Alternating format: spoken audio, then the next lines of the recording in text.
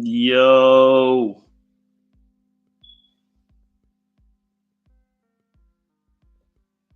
I can't hear you. Mic check 3-4. Mic check 1-2. Mic check 3-4. Okay, there you go. All right, for sure, man. What up? What up, Rob? What up? What's going on? Man, chilling. I see you got a fresh cut for the parlay. Man, fresh cut. Gotta have to get the fresh lining and taper over the weekend. I've seen 8 different videos of this haircut. I knew you had a new haircut 3 days ago. You know what I'm saying? Right. Hey, it's tight, man. You went to NiNi? Huh? Nah, my barber Blue, that's up the street from my crib, man. He been cutting my hair for the past 8 years. Man, you did a good job, brother. Hey, if y'all tuned in, man, welcome to the Parlay Podcast. I'm Bobby Wright. You see Rob Mayfield with the fresh cut, make the world laugh. Rob make the world laugh up here with the fresh cut, fresh lining, fresh beard. Can't be on camera looking raggedy all the time. Oh man, look like you trying to make the world nut. You have to make the world nut. Light skin powers is activated now. Light skin powers is activated. Definitely got to balance it out, man, because that sounded gay as hell. Welcome, NiNi. NiNi out here got the fresh braids looking all glossy and shined up. Thank you. I appreciate it. Looking good like God with an extra O. Real. I'll put 2 kids in like that. Where you steal that from, Bobby? Kanye.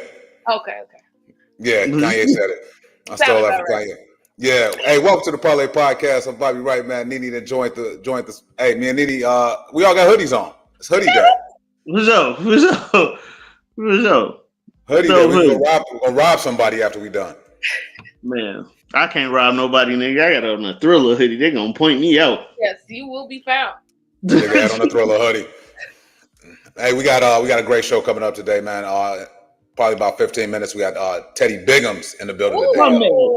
Teddy Biggums. Big body, baby. I love Teddy Biggums. He gonna balance out the show, man. Y'all too fit for me. I need somebody about my size to jump on this show to balance it out. The same size? Just about. Okay, then. I wear it differently. Okay. He said I wear it differently. Hey, I had somebody come to me one day with their son inside the department store. They was like, "Can you show my son how to dress because he fat and sloppy? You fat and you got it well put together." I was like, "I don't even know what that means, ma'am." Damn. Did you take it as a compliment? Because the well put together part sounded good. Of course, I took it as a compliment. I'm like, well put together. NiNi, what's the name of the shop you work at? I've been meaning to ask you this. What's the name of it? I want to send people your way. Oh, well, you could just hit me up on NiNi Does NiNi on Instagram. I also have NiNi, the barber, on Booksy. And then I'll give you the name of the shop. It's a family shop in Evanston. So if you're on the north side, you're looking for cuts, color, line. Evanston? Yes, Evanston. We got niggas up here too. Drake? Yeah, it's definitely niggas in Evanston. Definitely. I gotta be honest, y'all. I kind of slipped this week, man. The news was inundated with all of the shit that was going on with that hands-off shit yesterday, man. Did y'all see the coverage? Can you tell me a little bit about what that is about? Because I wasn't really. As soon as they said black people don't need to be involved, I stopped looking. And so I really don't know. I don't know what the hands. If you know what it is, put it in the comments. What were they? It was 1 million white people downtown last night. Oh, word!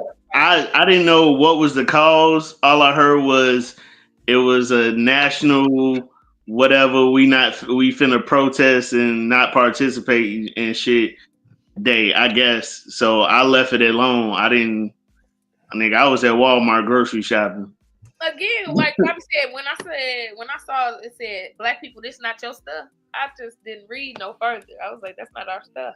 I mind that. So like Rob, my dad was in the Navy, and when he was over in Vietnam, that's what they told him, and he said he wished he would have took their advice. So I was like, shit, I was living vicariously through his past if he could have did it again. For real. So noble, Bobby. It's so noble. I'm like, I'm not pulling up to this shit. I don't know what it's all about. Hands off April 5th. If you knew what that was about, drop it in the comments either on Facebook or YouTube. Because I looked on Facebook, it was just a snowstorm of white people.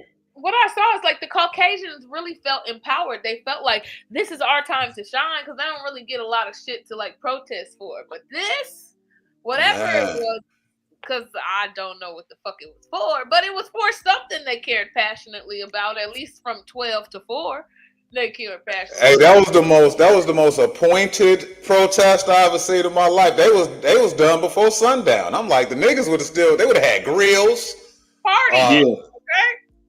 It would have been some gin, juice, weed. That it would have been some stroking. And somebody kid's birthday would have been up there. They would have moved the kid's birthday up there by the lake. Everybody gonna be there. Might as well have a party downtown where they protesting. Right? It definitely was on. It definitely would have turned into a black folks party if we would have participated in that shit. Super tripped out. I'm just glad everybody made it. What was the technical reason? Like, what were they doing? Like, what was this for? So from what I hear, the day before yesterday, Elon Musk, he stepped down from the Department of Government Economics or whatever the shit is. He no longer is part of the government. It's fucking his money up, you know. His money getting fucked up. He losing billions a day. Well, you see, the stock of Tesla stock has dropped.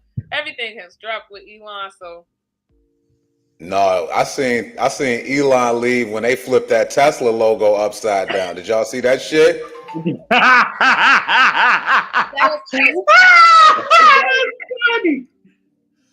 Hey, I don't know how smart everybody is on social media because that's some shit I wouldn't have even thought about. But they flipped the logo upside down and it looked like a KKK member. That's crazy. It definitely did. So to mix that in with your little Nazi salute, go ahead and fall back, bro. Homer Simpson the bushes, nigga. Right, for real. I seen like a little meme or real niggas was throwing shoes at his pictures. Like they had his picture. People throwing shoes, man.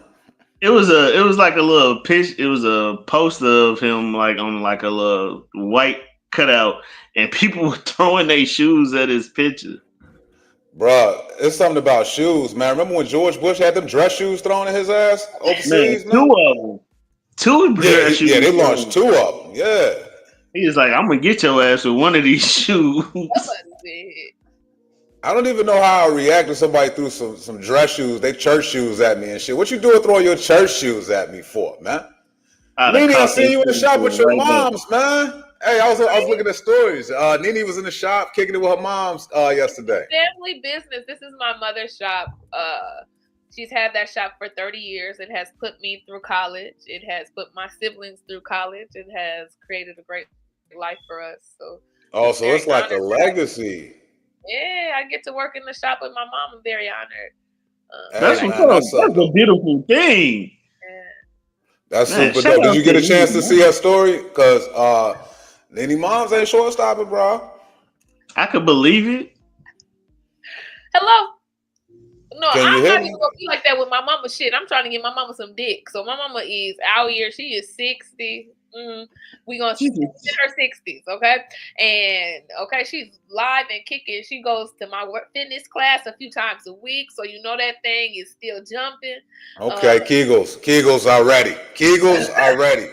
She's a wonderful soul, just very, very loving and caring and absolutely adorable. Of course, she looks very young. She made me look young forever. I'm not believing 60 right now. I saw the video. I actually went back and saw the story like 4 times, you know, for multiple reasons. Right. But I was, you know, I fill in the fucking blanks. All right. So I go back, watch the stories and shit, man. And I'm like, NiNi moms look young, but I think the song you were playing was some old school shit, and I was vibing to that. I was vibing to it. I love old school music. That's what I grew up in. I'm a shop kid, so all I grew up was in church and the shop. That's it. Word. All I know is old music. I follow NiNi stories for her music too, cause she be posting some dope ass songs. Thank you. I'm like, oh shit, I ain't never heard that. Let me add this to the playlist. As an Aquarius, that is one of the biggest compliments you can give me. I love music. It is one of my love languages. So thank you. Yeah, man. NiNi be having some dope ass, like low key, like R&B soulful songs from like artists you ain't never heard of on her story, and I'm like, yo, I'm gonna have to add this to the playlist. So NiNi, you say music is your love language. So if a brother like Radio Raheem walk up with a big ass boom box, no, no, I don't want to fuck Radio Raheem. okay. It's a lot of Radio Raheems out here, and I ain't really know it until I start taking the public transportation. And then one day the purple line was closed, so I had to hop on the red line, and it was like a fucking every cart had a different Radio Raheem. It was like changing fucking stations in the fucking red line, and then be getting younger and younger and younger. And then when I got to the cart playing fucking G Herbo and Lil Durk, I had to leave. What the fuck are we doing? Hey, real shit though. On the side, like. That's what I'm saying. It's gonna drown out that piss smell. I've been on the red line a few times. I hate that line. Man, that should be smelling like piss and bad decisions and terrible poverty.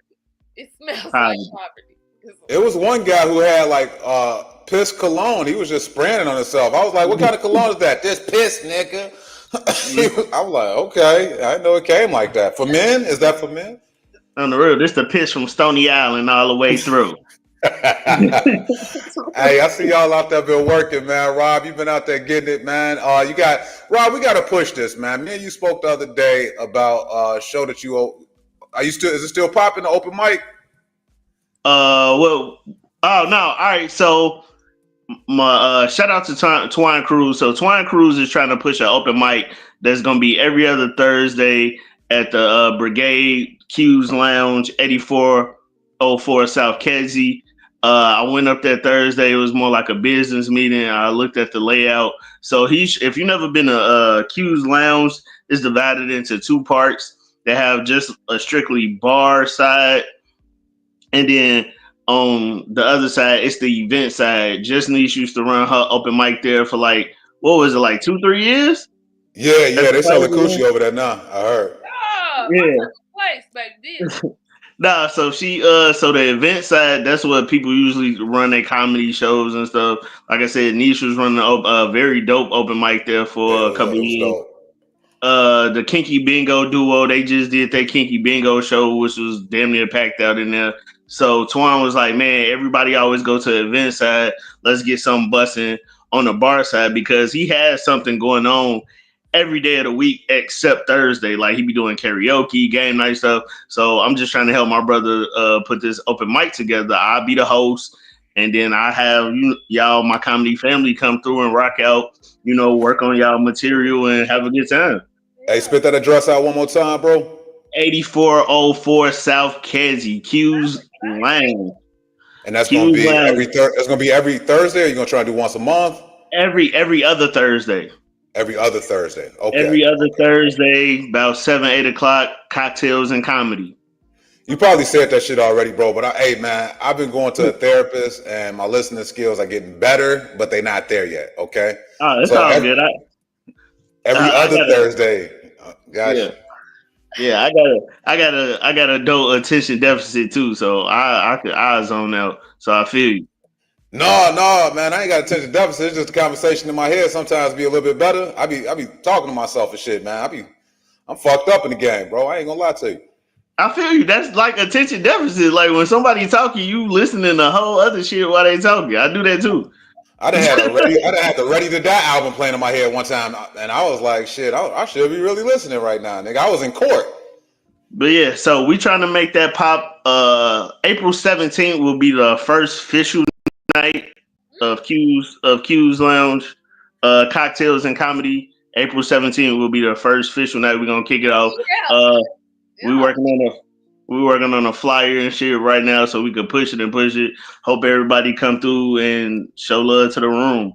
Man, April 17th. Man, conflict of interest. I promised K Snow that I'd be there with Marcus Shakes and I forget who else, man. It's a lot of Stephen Black, Will Hill, Derek Arneson. We all gonna be at the Prohibited Punchlines kickoff for 420 weekend. Yeah. Yeah, Okay, 420 coming up. You get to celebrate Jesus and marijuana on the same day. On the same day. So yeah, that's what I'm trying to push that. Like he said, he working on a flyer for the cocktails and comedy. So that's it. I'll be at Fresh Faces Comedy on the 16th. And then my birthday coming up, April 28th. I'll be 42. That's nice. That's super. You say you're gonna be 43? 42. 42. All right, the Robinson jersey. Got you. I'm gonna keep this jersey up here until you 43, nigga. I got you.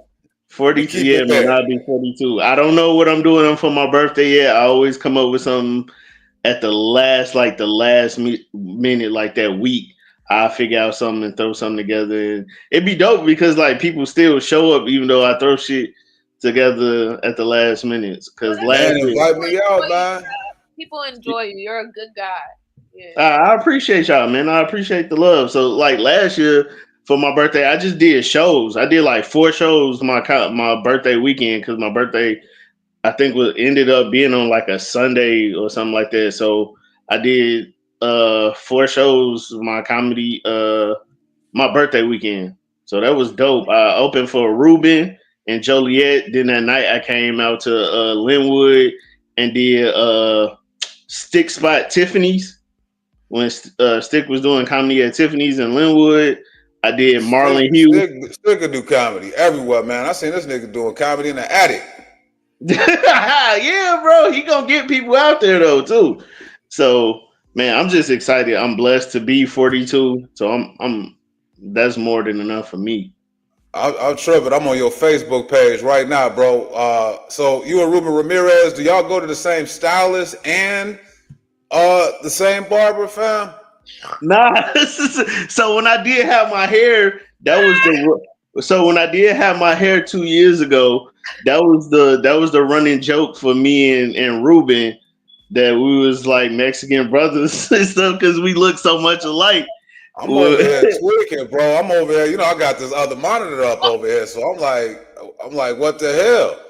Yeah, about Rob's page real quick. Rob, thank you for bringing back some fond memories I had of a video that I saw when you was down there and you was wrestling with them big burly men and y'all was in y'all uniforms and y'all was just touching all over each other. Man, rubbing up and down on the she said touching and rubbing on each other.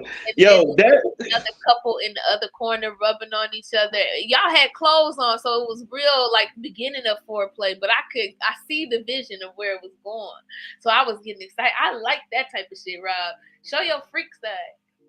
She turned it into a. It's so fucked up because I actually got that whole day. I got jumped. That whole day, like I got beat the fuck up in the hallway earlier by them same 2 niggas. They came and jumped me out of nowhere. So I was like, I bet I was actually the night shift supervisor that night. I was like, all right, bet when we come to work, man, I'm beating y'all ass. I'm fucking both of y'all up. And so that's what happened. So the video came on. You can take 2 at one time, Rob. I'm trying to do that. She's trying to be like you. For real, I aspire, baby. So I'm scared. I be scared.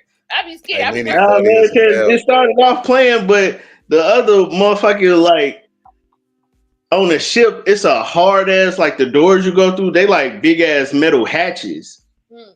Like sewer top, they heavy like sewer tops. And when you find that video on Rob's page, is there, or we would have to? Yeah, it's on my page. I have to find it, but we got our guest in the lobby right now. So if y'all want to see what I'm alluding to, go to Rob's page, check it out. I'm gonna try to find it. I don't want our special guest today to be sitting back too long, man, because this is one of my brothers, man. This good friend of mine, man. One of the dopest cats, not only in Chicago, basically in the nation. He ain't just rocking out in Chicago, man. But without further ado, man, make some noise for my boy. Teddy Biggums is in the Listen, Teddy, what up, Teddy? Over here, Teddy Biggums. What's up, man? Teddy Biggums got all the volume. He the nigga that call the radio station and want to hear himself at the same time. Turn your volume down. Teddy, turn your volume down. Oh, turn my volume down? Okay, my bad. Wait, that's good? That's good? I don't know. I don't know yet. Hold on. Okay, I didn't know I was too loud. Oh, there we go. That's cool. I think that's Bobby's feedback. It's a reason. That ain't me. Hello. Can you hear me now? Yeah. Okay. Was it me? It's a kickback from Shit. Are you on the mobile? Is this the mobile? Metro PCS. Metro PCS. Be right back. Y'all talk to Teddy. I don't know who.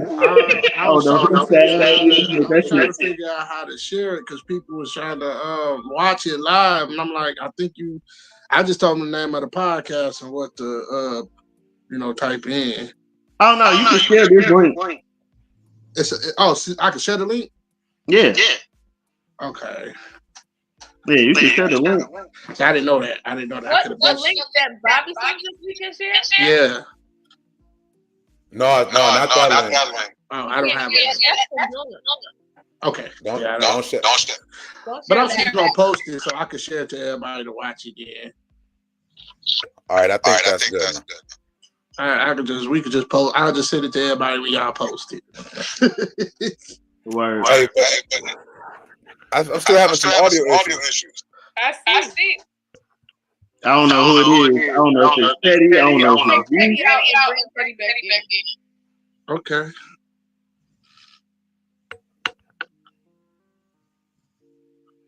Everything was good, and then it wasn't.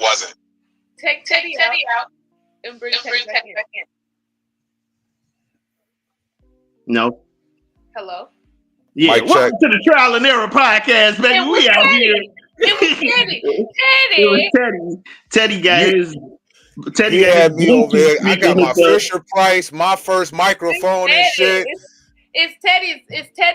I don't know if he's in a trap house, but it's a lot. Are you saying Teddy's or titties? What are you saying, NiNi? Teddy's and Teddy's. It's Teddy's titties. That is Teddy's titties. Oh man, I don't think we're supposed to see that. No, so when Okay.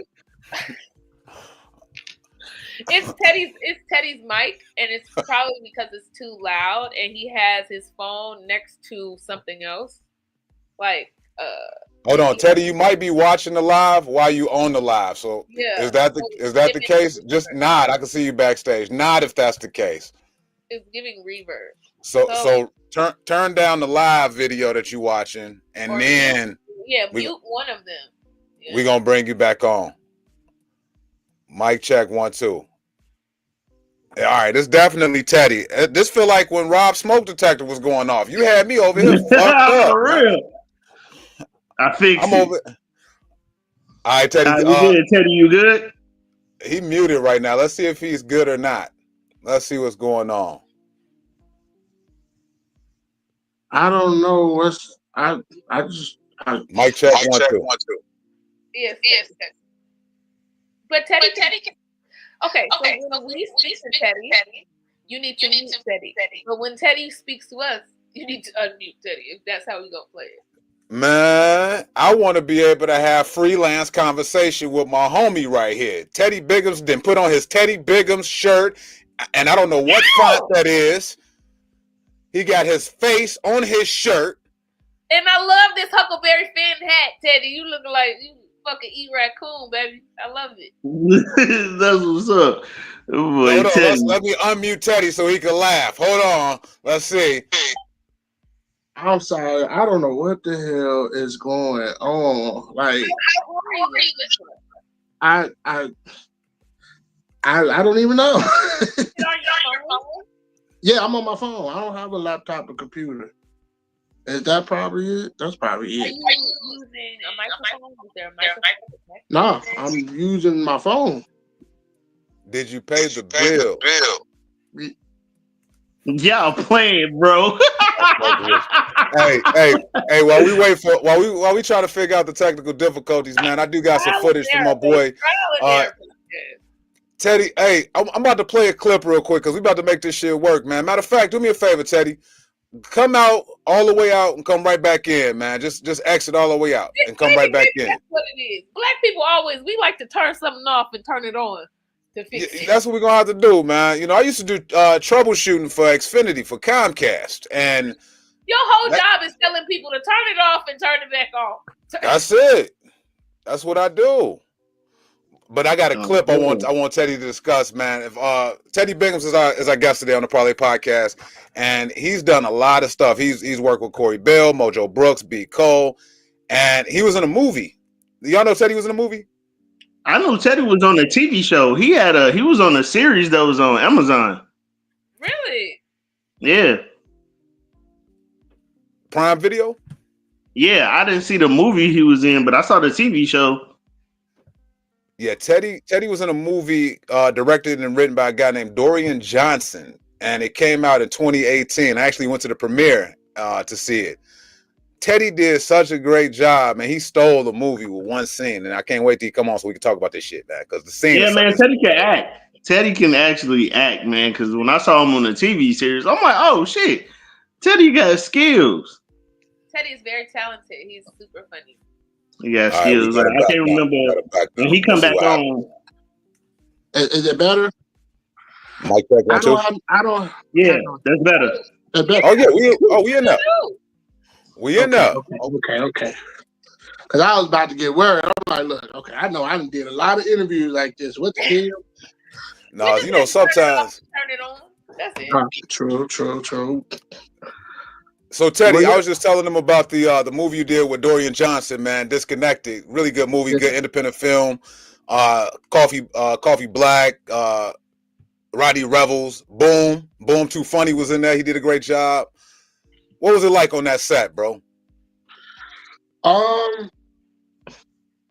Being my first, that was my first film. Being my first film, it was something new. Like I ain't new to acting. I've been acting since I was a kid. So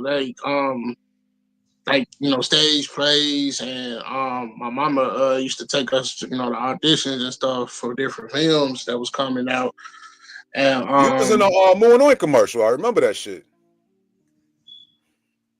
I'm fucking with you, Teddy. Go on, man. Because you could have been. That is hilarious. I'm fucking with you, man. When I would go to Moon, it's funny. When I would go to Moon, I was used to looking for the mascots. Like, where the cow and the pig because they would be dancing in the commercial. No, I auditioned for when I was a kid. I don't know if y'all remember. It was a Nickelodeon movie called Snow Day. Yeah. I auditioned for that. We would do stuff. I auditioned. I tried to get in for the Fat Albert movie. Of course, I'm not tall enough. I was a short fat guy, but there was a bunch of fat dudes trying to be motherfucking Fat Albert. Like seriously, like. That's the weird. But doing that movie, it was fun. I think what was dope about that, the guy Dorian Johnson, him and his producer Tyrell saw me performing at out in Harvey at the entrance. It was Wildcat used to do a weekly show up there, and they saw me perform there. He was like, "Dude, I gotta have you for my film." And by being my first film where I had a bigger role, I should say, or a supporting role, it was cool because I was able to really kind of do me, like bring. I played the character Chubbs. His name was Chubbs. I was y'all work for like a cable company. I was a cable installer. So my character was like the comic relief. You know what I'm saying? The funny fat dude that was always bumbling, doing something crazy, and falling asleep in his truck, eating his lunch, and all kind of stuff. So I was able to kind of take that, because when he told me about it, I'm like, shoot, I do that at work for real. So that ain't nothing. Like I drive school buses. Fucking sleeping. Do you be sleeping behind the wheel? I wouldn't sleep while driving. I want my job. I mean, but when that bus ain't moving, I'm taking me a nap. If I'm eating, I'm taking a nap. I'm doing something, but I. It was fun doing that film, like, because for one, it was Chicago. Like, it was something that we can produce and say it was from our city. You know what I'm saying? I feel like it could have gotten more exposure than it did. because it was a dope movie. Like, it was a dope story. Unfortunately, I wasn't in the sequel reprising my role as Chubbs, but yeah, it was dope. And I get people coming to me all the time like, "You was the best Chubbs. Your Chubbs better than the second Chubbs." I was like, "Yeah, I know." So it was multiple Chubbs. I'm trying to share it, man, but I'm having some technical difficulties what over it here. was unfortunately, and I'm gonna just be real. So me and the guy Dorian had gotten to it. He was mad at me. Basically, when we were filming, because I was supposed to be in the second film, we were supposed to be filming and working. I feel like people gotta understand when working in a film, it's like a job. You got a schedule where you come in to film, all that. We didn't have that, so it was out of whack. So when finally, when they would come in, we had like a group, like a group on Messenger. So they would come in and type, "Who free today to film?" And we'd be like, "Yeah, we free. I'm free." I never get picked. Finally, I get picked this particular day. He says, "Yeah, tomorrow we gonna film your scene." All right, cool. Then it come out, Mojo Brooks. Shout out to Mojo Brooks. Great comedian coming out of Chicago, doing his thing, blowing up. He invites me to go on the road to work with him. Think I'm gonna turn that down? So, Absolutely. you know what I'm saying? My whole thing was too, I tried to do it the right way. I tried to call and see if because I feel like this. I ain't really had that many lines. So it wasn't like I didn't know my line. And when you dealing with somebody that I guess, you know what I'm saying, in their head, they feel like they should come first. Bro, when you met me, I was doing stand-up comedy. And that's what I'm gonna do. So if an opportunity come along, I'm gonna take it. I'm sorry. I can come back and film. Because you did that sketch with Prince T-Dub. Y'all still rock that sketch out though, man. When they was trying to get you to lose weight. Yeah. And they caught you. What was you eating? J&J fish or some shit like that? We was at Cajun crab. Cajun crab out in Orland. And, hey, so let me ask you this, Teddy. How do you find yourself aligned with like such dope people, man? Because I see you on like some pretty big shows. Real talk. I think I always say it's good network. Like I'm a social person, so I network, and even that's one of probably the best things about doing stand up. When I started 10 years ago, like when I learned, like always make sure you network, connect with people, and everything like that. And also, I will also say, working my craft, getting better, getting stronger. People tend to really pay attention to me doing different shows and everything. And then also having people that's cool enough to give me an opportunity that feel like I need to be seen and I need to, people need to know who Teddy Biggums is. And we're gonna find out with that shirt. Oh yeah. Oh man, people buying the hell out these shirts and hoodies, man. I seen Leon Rogers just grab one, man. That's dope, man. I'm gonna need me a 2.5X, bro. Definitely. Yeah, I appreciate it. It's the mode of trying to mold myself, because I think also too, coming into this, I knew it wasn't just we getting on stage to be funny. It's also a process of building a brand. And I feel like coming into this, that was what my mindset was. I look up to people like, Jamie Foxx and Eddie Murphy and Chappelle and all of them, you know what I'm saying? Kevin, they all set a brand for themselves. And so I want Teddy Biggums to be a brand. I don't want him to just be the funny dude on stage. I want to get into doing movies. I want to get into, I actually want to write a book about myself to talk, because I feel like I really do have a story that I got to tell about where I come from and everything that I do. And so, yeah, it's more so about, being around the right people and being in the right rooms and rubbing elbows with the right people. So speaking of rubbing, this scene right here, I got this off your Facebook page, man. You did damn near a sex scene, bro. I was like, what are you playing on here, Bobby? That's so shout out to Courtney. her name Courtney. She's a model. That was dope. Like, so basically, when we did that scene, first of all, when I walked in to do the scene, I didn't know it was gonna be like that. When I walked in, Shorty was in negligee sitting on the couch. I'm like, oh, y'all want me to? I'll fuck shit out of if y'all want me to do that. you got your titties out. She got her titties out. She was like, they was like, no, they're supposed to be the thing of the so originally that scene wasn't supposed to play like how it was supposed to play out. So basically, that girl actually was supposed to be a girl that my character sees on my route on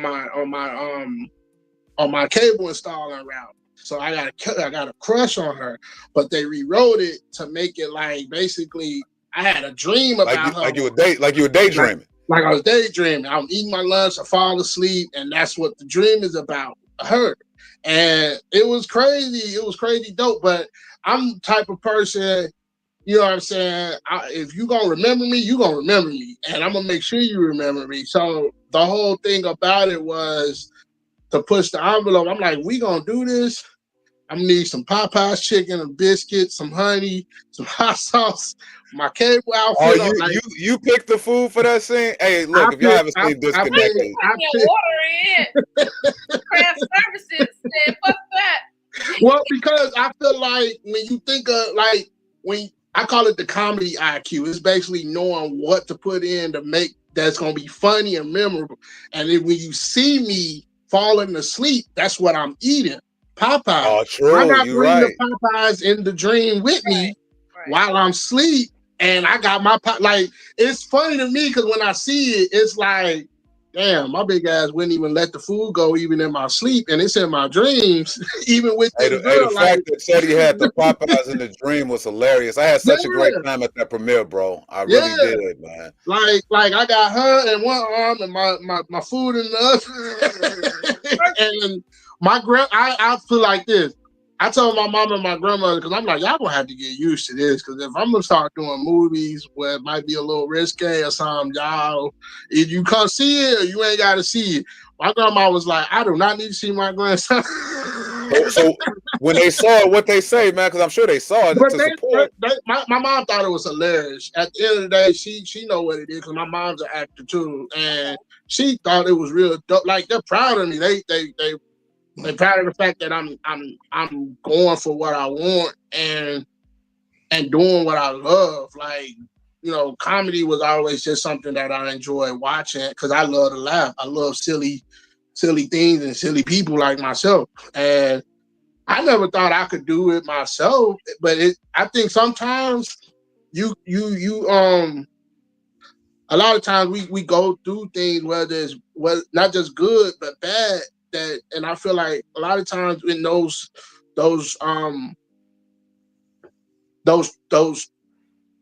troubled times, you look for a light. You know what I'm saying? Something to get you out that dark space, and that's what that was. At that time, I was just a guy that was just a school bus driver working. I had left doing security, and I was cool. I was in a good, solid relationship and everything, and then everything fell apart for me around that time. What'd you lose first, the woman or the job, nigga? The woman, the job, you know what I'm saying? No, the job, then the woman. Yeah, that's how it's going. That's what I thought.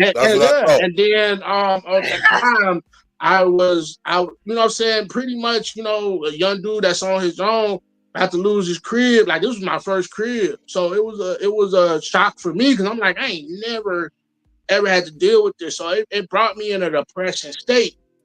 And it took Jay Farrell, comedian Jay Farrell. I was actually watching something and he was saying how like how he knows a lot of comics that got into comedy as a form of making fun of they issues to help with, you know, to help cope with the stuff. That's what I was gonna ask you too. You do a lot of self-deprecating humor on stage, as I do too. But is that your crutch? No. I feel like this. Can't nobody talk about me but better than me. First off, second, for me, NiNi said she's gonna give it a try, but go ahead, bro. But I mean, at the same time, it was more so. It wasn't even just really that. It was just more so like I know stuff that I might do as a fat dude, and it's ticklish to me. It's funny to me because the thing about it is a lot of people, and I see it on Facebook, and I see it on social media every day.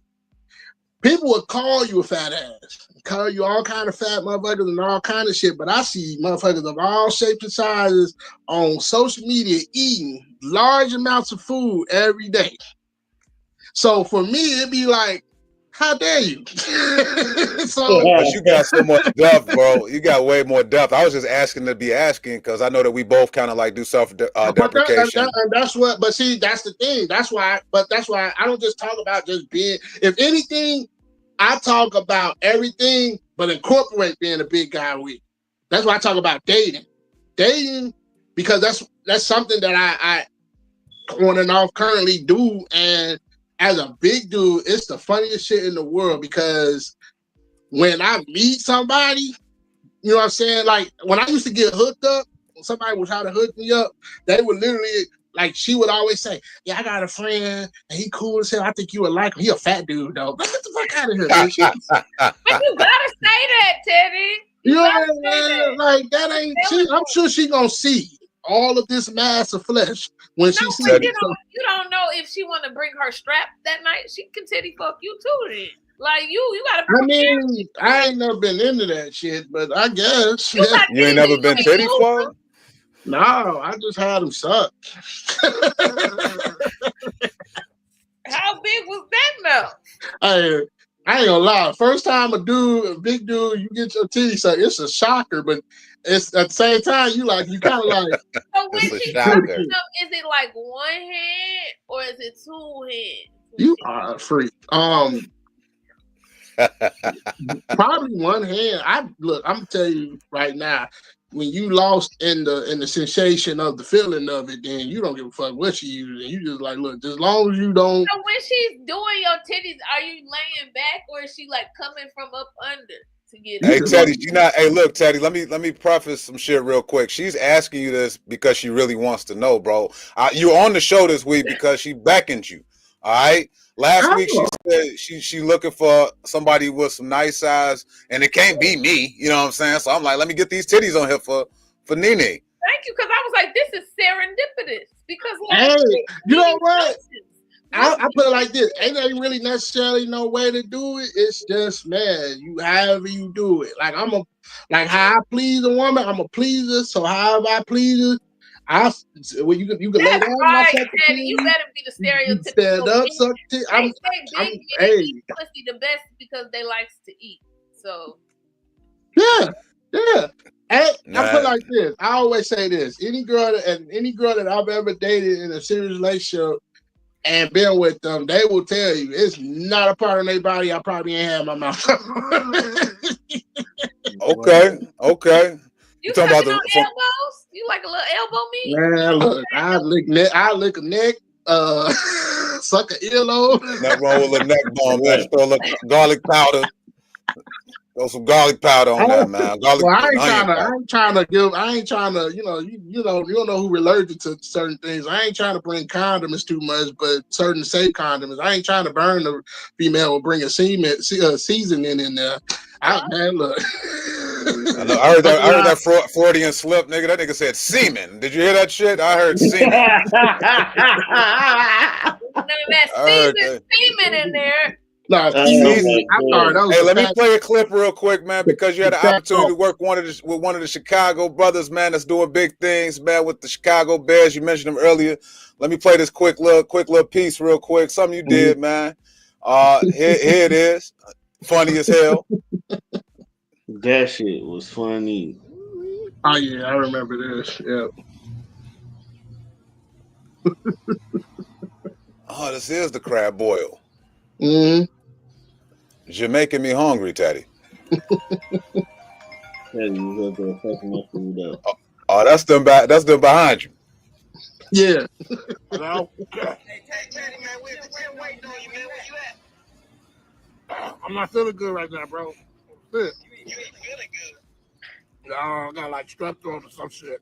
Teddy, I smell fucking crumbs, man. No, you don't. Teddy! What you doing? What you doing, Teddy? You supposed to be at the gym, Teddy.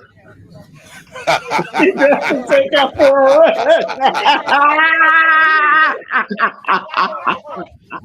You going to the gym? No. You going to the gym? Oh, You going to the gym? Look what the That was fuck you doing to crazy. I yourself, bought Teddy. that shirt on purpose. That shirt I'm wearing, I bought it that size on purpose.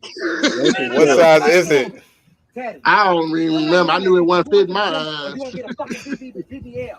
And you don't want that, Teddy. All the thick bitches going to get is shit leaking out their asses, man. All that in your stomach gonna be right in your ass. You gonna be the thickest nigga. I want to be this beautiful bitch. I don't want to get Teddy, you going to the fucking gym. Teddy, you going to the fucking gym. Yo, that's crazy as hell, bro. Hilarious. Y'all keep Kanye. Kanye. Yeah, but you know what? I love Kanye. Hey, that's crazy as hell. Let me get this shit off the stage for some shit played. I ain't got rights to. Oh, you ain't got no Hey, I don't even have rights. It was on Teddy's page though, so it's public domain. Teddy, you did a good job in that sketch, bro. Like I said, you're a really good actor. Yeah, I do a lot of my. So if you ever seen any of my TikToks and stuff, I do a lot of movie reenactments and shit. And a lot of times, I meant to ask you about that, Teddy. I want to ask you about like what made you want to do them TV show reenactments and like movie reenactments, because them shits be hilarious. Your timing and how you're saying everybody's line like word for word, and the way you edit it to cut it to match up with everything is fucking hilarious. So, like I say, like as far as comedy go, I'm a fan of it, but I'm a big fan of TV and movies and music. And I think I always say this: if you probably 30 and up, we grew up in probably one of the best times of entertainment, 90s, late, 80s, all that, of early 2000s, you name it, of some of the greatest movies and everything. So a lot of that type of stuff, I cater to my audience normally is, I mean, if it's for everybody, it's for everybody. But I know a lot of my audience is normally people like my age and a little older that might remember certain things that I did. Like I did a sketch. I did the reenactment of opening of New York Undercover. And as soon as I posted that bad boy was like, "Fool!" Everybody like, "Man, dude, you know what I'm saying?" New York Undercover. I've done when I did a scene of Dead Presidents. It made folks really go watch the movie because Sister Act took me out though, bro. Sister Act took me out. And the thing of it is, like, first off, like some people, you know what I'm saying, they gotta practice going over what's being said in the sketches. Me, I've seen the movies and everything that you probably seen me do. I've seen a million times. I ain't got to rehearse anything. I know it. You just do it from memory. I just do it from memory, and then too, because when you seen how it was done in the film, you're able to kind of channel some of that and apply it to yourself. And then too, a lot of them is not really just for comedy. I do a lot of monologues because I send monologues in because a lot of audition and people that are like, doing casting, they'll ask you got any monologues filmed or anything? Yeah. So I pick on purpose a lot of the greatest probably monologue scenes that I can think of. One of them, my first one I did was Al Pacino monologue from The Devil's Advocate at the end. Can we get it about you right now? What's the monologue, bro? I mean, we on the parlay right now. I want to see it live, man. Let me see. Are you talking about the scene where he was like, "Look, but don't touch." Yeah. I got it. I always say, and I love Al Pacino. That's probably one of my top 10 monologue scenes, because of not just what it was about, it was how he performed it. Because he took who he was supposed to be, which was Satan, and pretty much was talking talking to Keanu Reeves in a matter of, it was captivating. It was like, damn, this nigga's talking real shit. And it was cold. It was dope. It was really dope. The other monologue I've done was I did Fresh Prince, Will Smith, the father episode. You talking about the scene when Lou left? Yeah, when he left, and when I say, now let me tell you something about that scene. That's a bad scene. That scene. One thing I learned when I went, one of the acting classes that I took, I learned a lot of times some roles when you channeling what to bring to that role, it can bring certain emotions out of you. When I say I didn't even realize I was in tears till about the time I cut the video, and I'm like crying for real. But it's real tears. It was real tears, like it because when you acting and you really acting, it internally does something where it brings that, because naturally as human, acting is a possession. They say acting is a little spiritual possession. Yeah, it can, because a lot of times I agree with that, NiNi. Like some roles that some actors have, they have to do I forget what they call it, but it's like some roles, like for instance, you have to do like a deprogramming after. That's what like you're right, NiNi. It's like a deprogramming with certain roles. I heard a story. Lawrence Fishburne had to do something like that when he did the role of Ike Turner. Like he had to really, you know what I'm saying, deprogram that up out of him. I think Will Smith. I don't think he did really, because wasn't Lawrence Fishburne's daughter? Wasn't she the one who was in the porn with the? She had the most. I ain't never seen nobody with that many pimples on their back, man. But I kept watching. The spots on her Yeah, head. bro. She looked like a Dalmatian by the booty. Yeah. That type of stuff right there, yeah, that's really true. That's really factual. You know what I'm saying? Larry Fishburne's daughter look horrible naked, but I kept watching. I'm sad that's all I like. When I hear Lawrence Fishburne, I think about his daughter. Yeah. I think about his daughter. Hey, the Matrix had her. That's hilarious. But no, I love acting, man. I that's definitely something that I want to get into more. My recent auditions, I auditioned for like last season of The Shy. I auditioned for season before last of Power 4 for a role. What's another one? Chicago Fire. I and the thing about it is, even though I didn't get them roles, I still be happy to get the auditions. It's just a chance to really. You a grinder, bro. And you know, how do you handle rejection at all? How do you not just? Well, so I would say it sucked, but I learned a long time ago coming into the entertainment field. You're going to have a lot of tough skin, and you're going to have to be able to prepare to accept rejection because it will happen. And when they say you get more no's than yes, it's true. You will get more no's than yes. But like I said, for me, I'd be just happy. I think that's why a lot of people mess with me. I've had B. Cole tell me this, like, you don't give a fuck about what it is. You just be happy to be in the place, and that's really what it is. You just you're more. I try to be more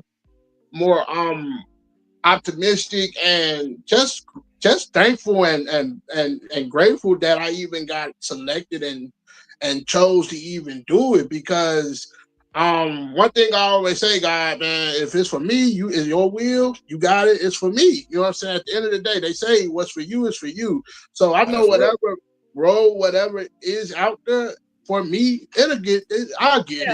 Yeah, like I said, it's still enjoyable for me to even just do the audition, because I always say, in some way, shape, or form, somebody may remember you.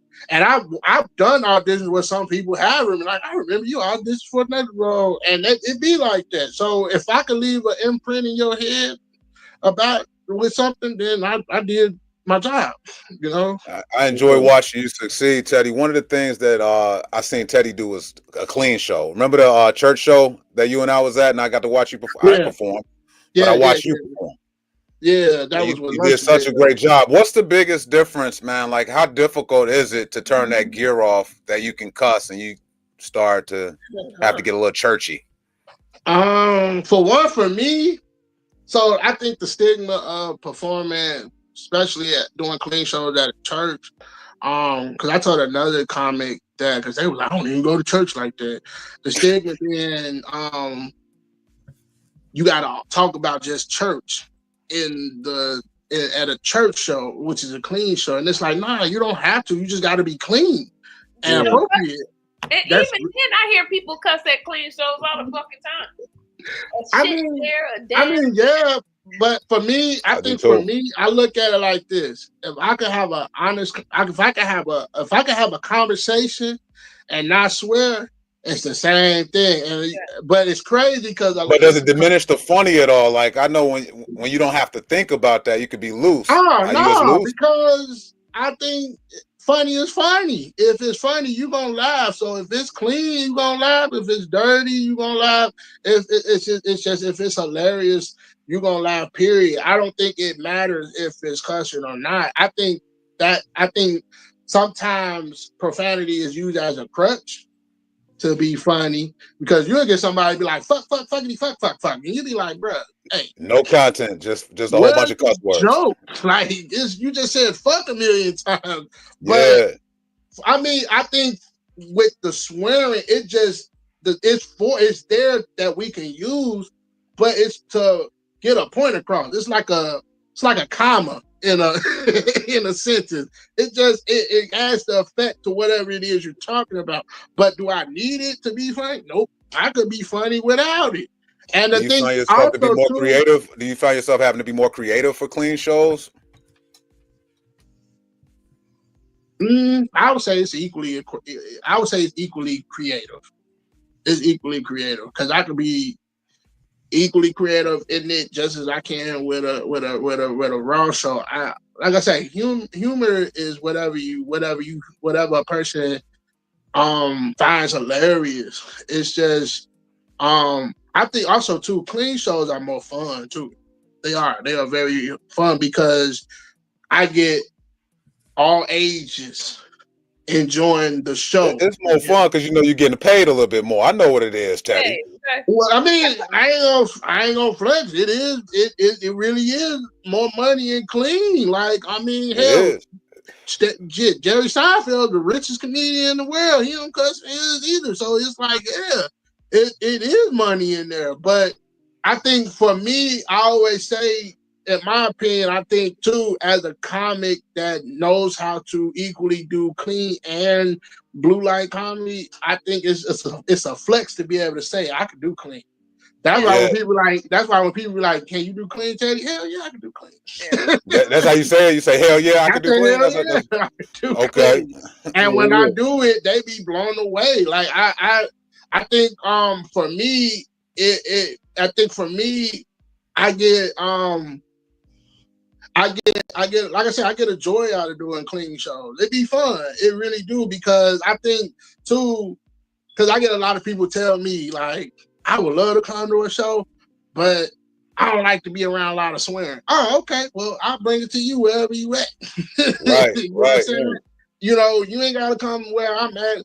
I'm actually right now in the process of getting a monthly clean show started at my church, but right now I'm just trying to plan a big show for now, and then if it turns out good, like I know it can, then yeah, we'll go from there. But I think for me, that's what I want. I want to do that. I want that to be something that I do, because I feel like it'll also get me stronger even on that side. It's a lot of clean comics. It's not a lot, but it's like a pocket of y'all. Like when I think of clean comics, I think of you, Joy Gamby, Stefan, Jeremiah Frazier. Who NiNi? Chad Roby. Chad Roby gets clean. Ronnie George. Yeah, a lot of them. Lunchabelle. And the thing about it, what I love with Lunchabelle and Jeremiah Frazier, like, when people hear those names, they think of church shows, like they, you know what I'm saying. But they don't know, like Lunch Bell could get it dirty too, and be still I know. equally hilarious. So I love that stigma that people think, oh yeah, like that's why I get it when people be like, yeah, they Christian comedian. Nah, it's a clean comic, but it's a clean comic for that show. They don't necessarily have to be straight clean all the way through because they can flip it too. And I hit up Rob Mayfield, bro. We had to do a Juneteenth show. Rob was shook. He like, I don't know if I could do it. He came out and did his shit, man. Yeah, I was not aware. I don't think about it, and I think that's what it is too. Because people be like, "Oh, I don't want to slip up because I don't want to." No, I don't think about it because I feel like I look at it as talking. I could talk and have a conversation and don't cuss, so I can do comedy and don't cuss. I don't think about it. I write my material. Have you ever accidentally cussed at a clean show, bro? Not that I can think of. No. Not that I can think of. I might have said damn or hell, but no, not that I can think of. You know. And NiNi, you haven't done one yet. Have you done a clean show yet? No, I have not. I've been offered a few clean shows and I just turned them down. I'm still, I'm only 3 years into doing stand-up. So I'm still trying to, I've got my voice and what I talk about, but I'm expanding the topics that I talk about because I have conversations where I'm funny in everyday conversation and I don't curse or talk about certain things in everyday conversation. So I'm seeing how can I translate that to on stage. So I was going to ask you guys, what year or when did you guys start doing clean? When I seen Jerry Seinfeld's net worth, I was like, I need to get this clean set. Yeah, that'll make anybody consider doing clean. For me, I started doing clean. I did clean all at the same time. My first year, I did all of that. When I did comedy.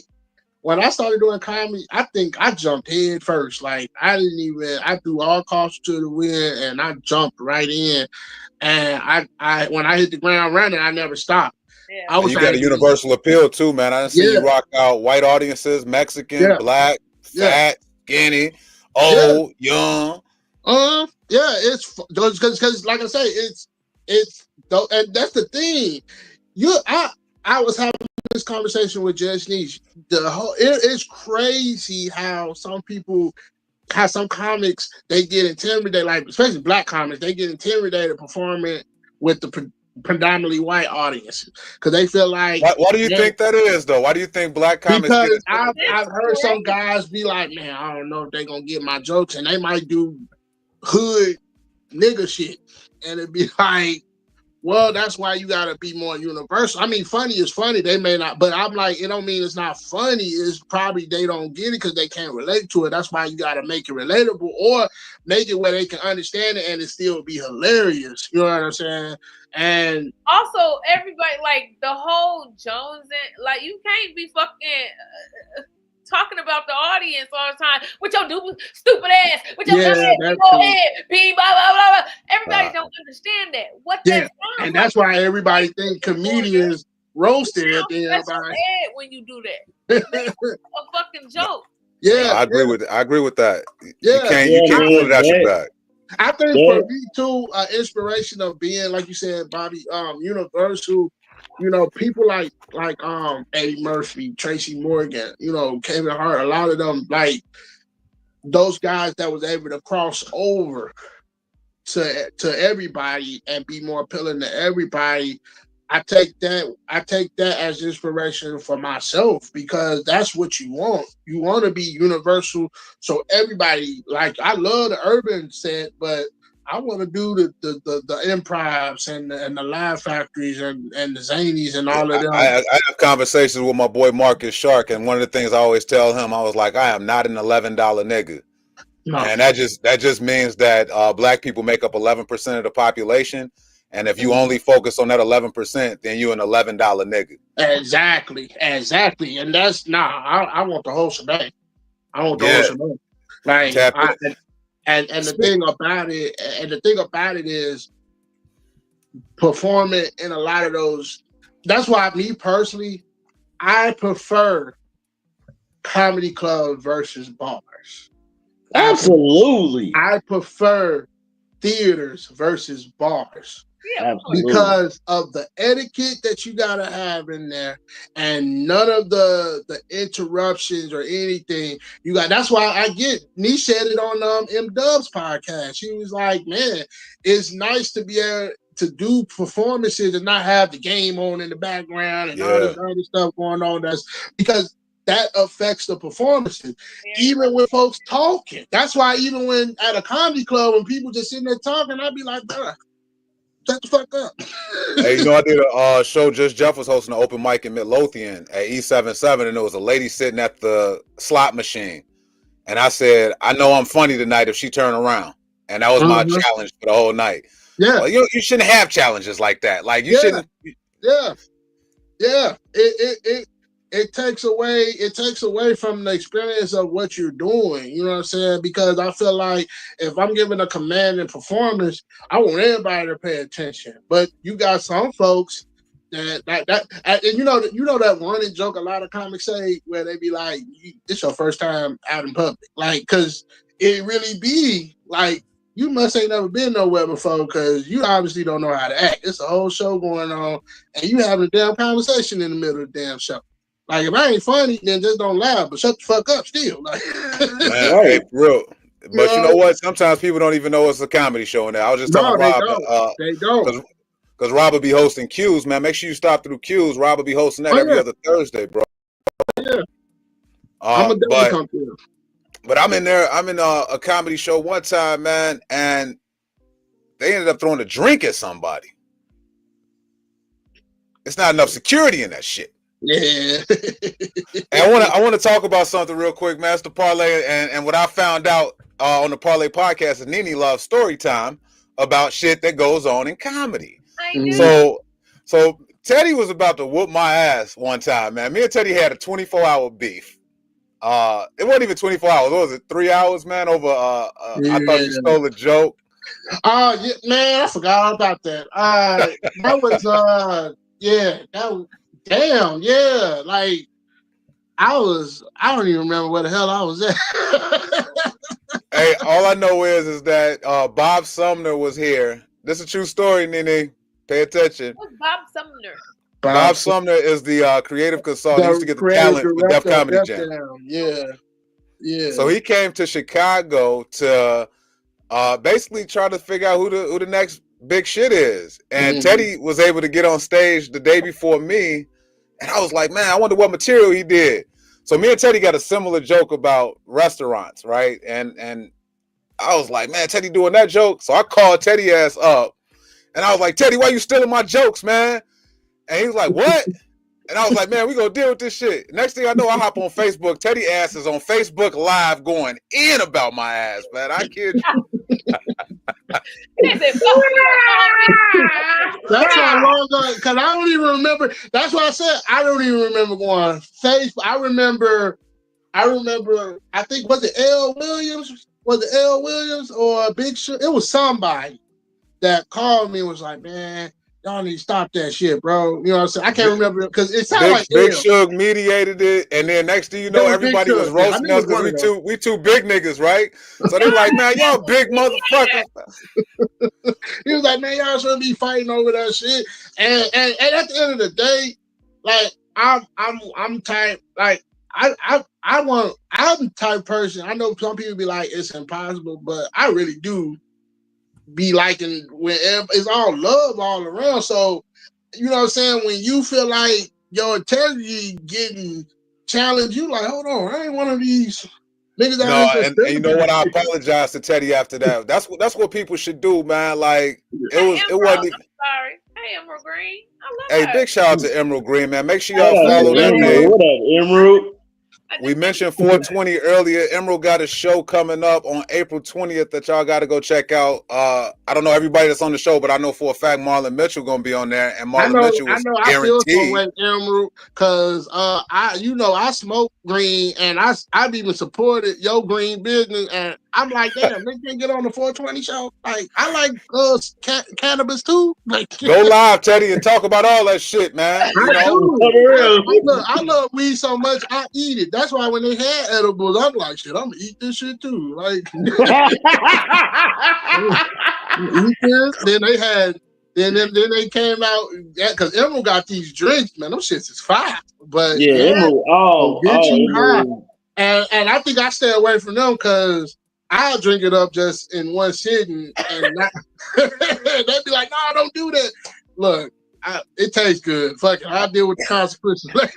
I can't do edibles, man. I got a slow metabolism. I fucked around and did an edible on a Saturday. That shit didn't kick in until Tuesday, nigga. I was fucked up at work. But them just be fine. Now shout out to Emma because Emma had some pickles, and she was like, try it on a burger. And I went, and I never forget, I went to Maxwell's, and just so happened when I got home, the pickles were sitting in the fridge, and I'm like, I'm trying this shit, man. I didn't wake up probably to the weekend. Like, that shit was so damn good, but it was amazing though. I'm like, these damn pickles is amazing on this burger. I'm about to cry like Teddy Biggums, man. But no, Emerald a hustler, man, and she gonna have to hop on, man, before 420 with us and kick it, because Emerald is one of them people vibe all the time. I ain't never seen her beef with nobody, but I feel like she could probably whoop everybody's ass, though. I feel like she's a samurai. Very much so. Yeah, always got good vibes, man. Emerald one of them ones, like, to have that much talent is dope. I remember seeing Emerald at Angels. That's when I first met Emerald at Angels. She was doing poetry. And you know what's crazy? I knew Emerald before I even physically met her. And what's crazy, Emerald know my mom. That's what I say. My mom been in the industry, and she know my mom know everybody. And I got on Emerald when she was on Def Jam Poetry. Ooh. And that was back when it was on, because I used to watch that too. And I saw her, and then I saw her somewhere else. And then when I started doing comedy, which I didn't even know she did stand up too, and I met her, and Emerald I love Emerald, man. She got a beautiful soul and everything, you know. I always mess with her. I always tell her, like, you know what I'm saying, if I wasn't a comedian, you definitely be wifey. But she don't date comedians. Emerald like big men like you. But she don't date comedians though. That's what I said. If I wasn't a comedian, yeah, she'd be wifey. You know what I'm saying? But no, like, I love her. I've always loved Emerald's nurturing. She has a nurturing vibe, you know what I'm saying, and it's very welcoming and everything. And she love on everybody, you know what I'm saying. She hustles. I love what she do in the community. That sandwich ministry, you know. Teddy shit. Yeah. Huh? Man, she got so many people on this pastels and pre-roll show, man. Y'all gotta do this. Man, damn. And man, I'm definitely gonna pop through there. Like, you know what I'm saying? It's her events be dope. You know what I'm saying? I think one thing I love about the comedy circuit and a lot of the people that's in it, you know what I'm saying, it's a different variety, but I love the fact that, you know, there's some comics and everything that have an awesome ethic, you know what I'm saying, grind and work ethic and really be putting it out. I laugh at it because I can't of course I can't do it as much as I used to, but I remember there was a time we would be out here till like 3 a.m, hitting multiple spots. You know what I'm saying? Like 2-3 spots in the night. Doing this. That's the grind, man. I wanna just because if you can't read it, man, April 20th is basically a day show. It's in a private South suburban location.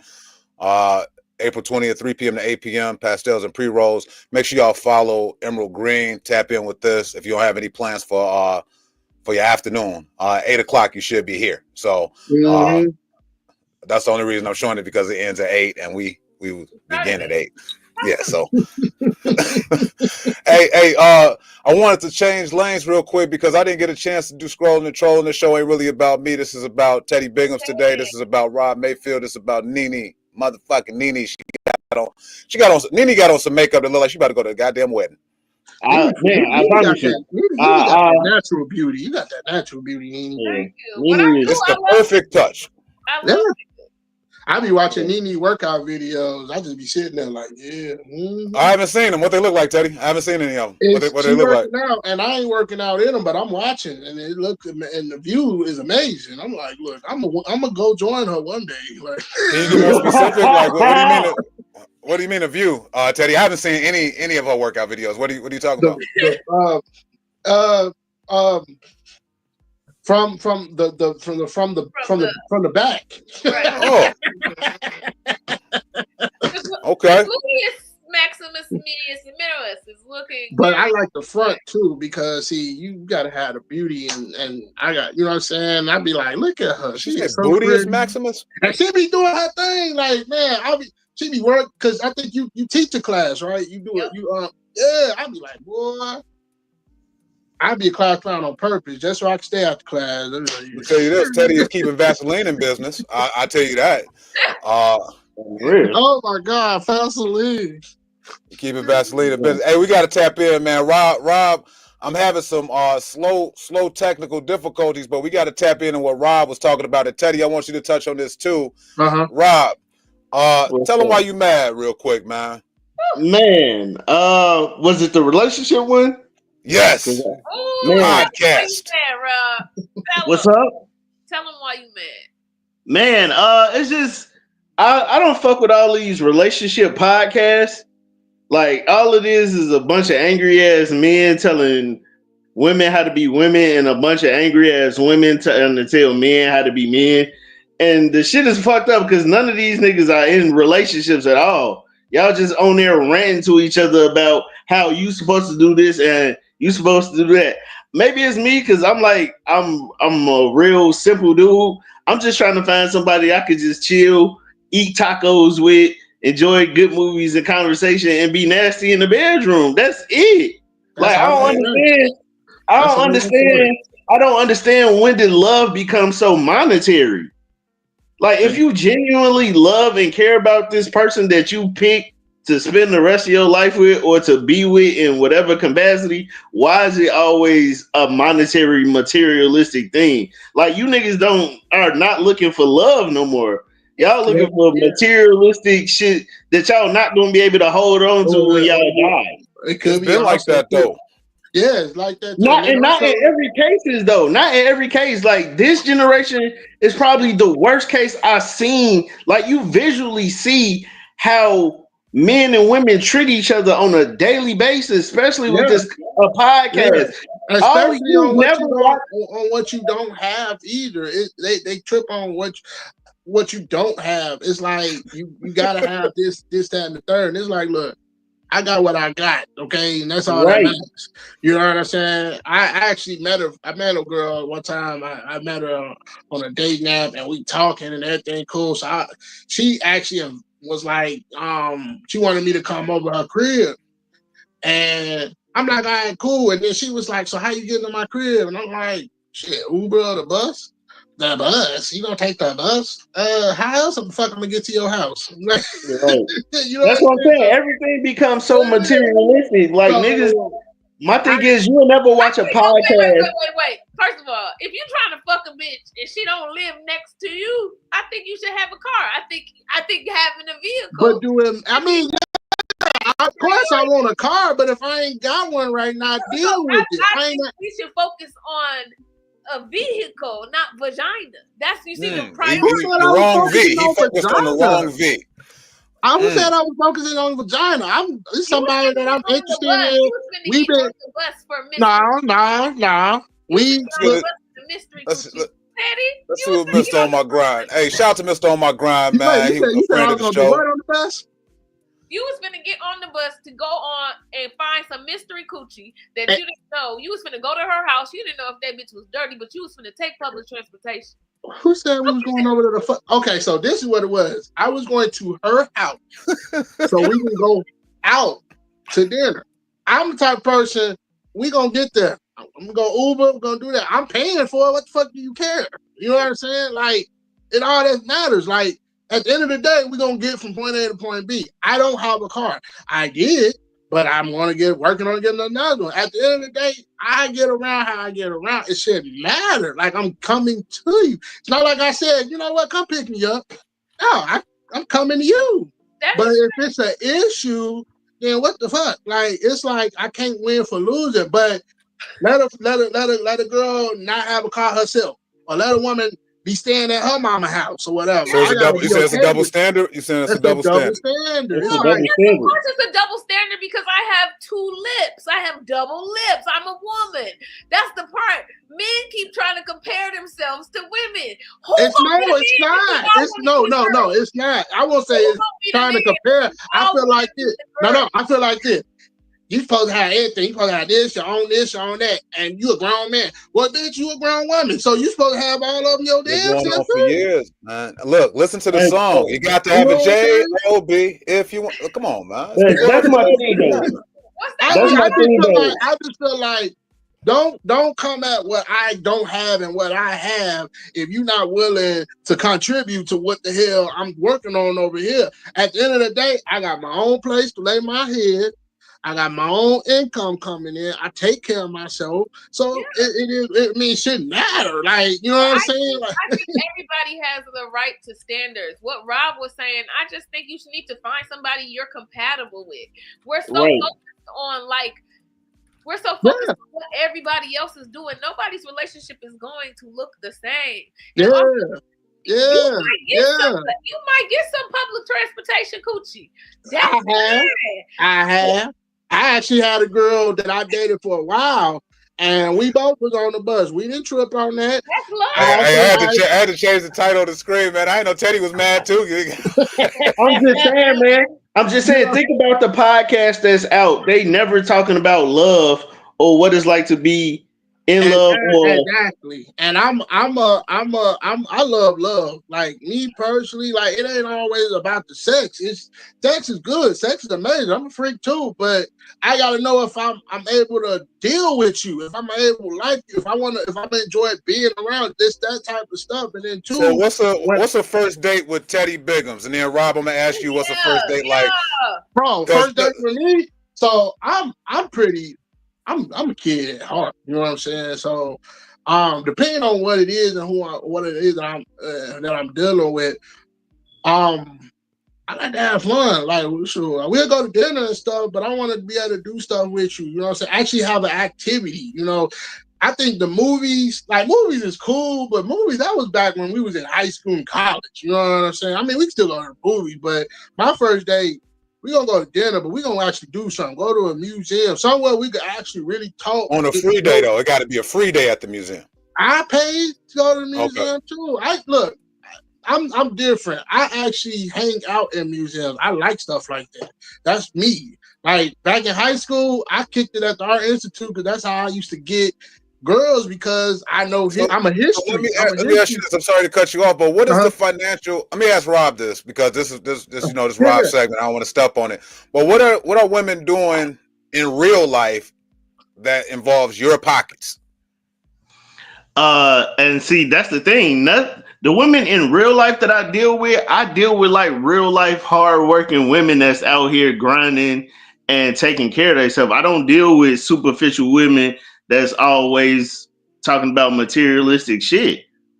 So I'm with Teddy. Like if I go on a date, like I like going out to events, not just, the layup is because I'm a stand-up comedian. I'd be like, oh, come to my comedy show. You're going to have a good time. That's an easy first date for me. But like Teddy, I like going to the museum. I like going to like the planetarium. I like going to like Wonderverse, or if it's some type of party or club or 420 event, or like this spot, like it was a dope ass spot down on the north side where it was a game room where you could take a date. Y'all play board games and video games. That's where Alan Ford had his birthday party at. Yeah, probably. David, all that, man. Yeah. Yeah. So I went on the date. So prime example. This is the type of date I went on. I planned this date because I know what she was into. So I took her to the spot on the north side. You could come in there and play hella board games. We played board games. Then on the side, you could play video games. She's into video games, played board games, and then they came out and did a drag show. She's into drag queen, so it had all three of those in that date. Why you say that shit in front of NiNi, dog? I don't give a fuck. Thank you. Because Rob is a motherfucking man and he don't like it. I don't give a fuck. Like the thing about dating is who care about gay stuff too much be gay. That's why I say a real man don't give a fuck about that. Rob don't care nothing about no drag queen. No. I didn't give a fuck about no drag queen because I knew that's what she was into. So when you that's for me. And gotta be a compromise. That's what it's about. Like, you know what I'm saying? Like, I wasn't even into cosplay until I dated a girl into cosplay. Now I'm into it. You know what I'm saying? Cosby? Cosplay. That's like dressing up characters and stuff. You know what I'm saying? Oh, so you be doing role playing and shit.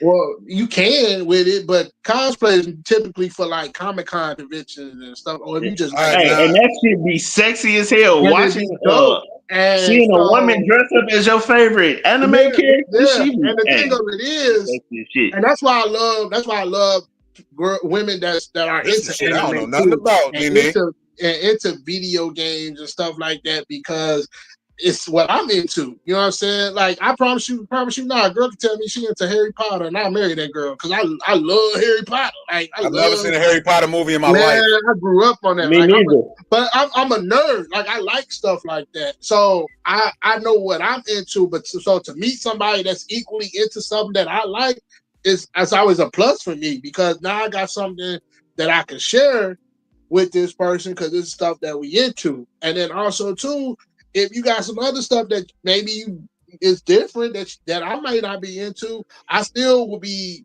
down to partake because that's what you're into. I feel like I was simple as fuck, man, on my hunt. You know what I'm saying? If you like fried okra, you with me. Goddamn it, let's go to churches. He said, "Let's go to churches." Like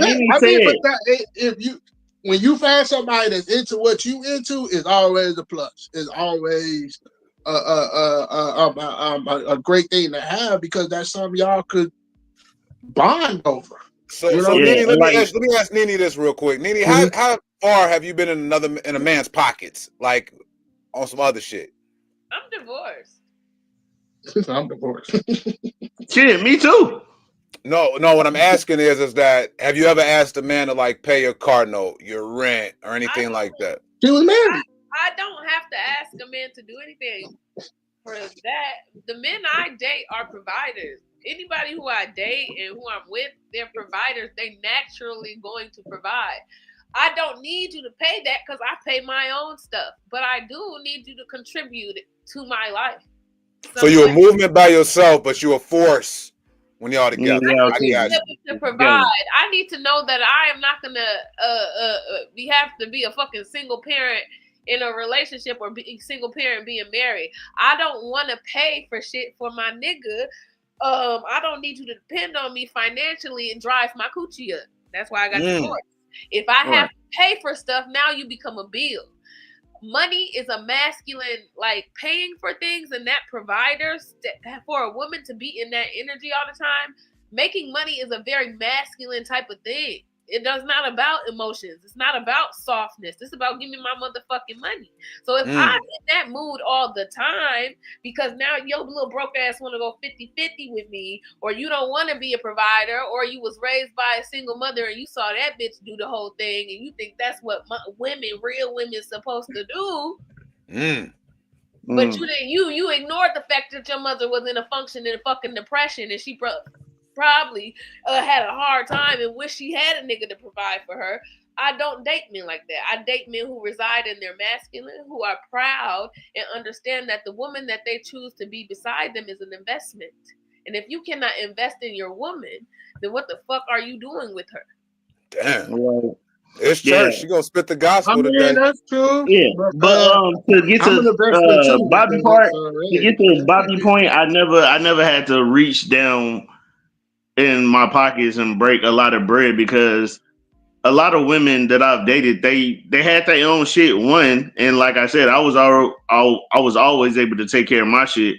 So everything we had in the relationship, either it would go like this, like, I bet this is what we're gonna do. She'd be like, oh, I'll pay for the, like, prime example.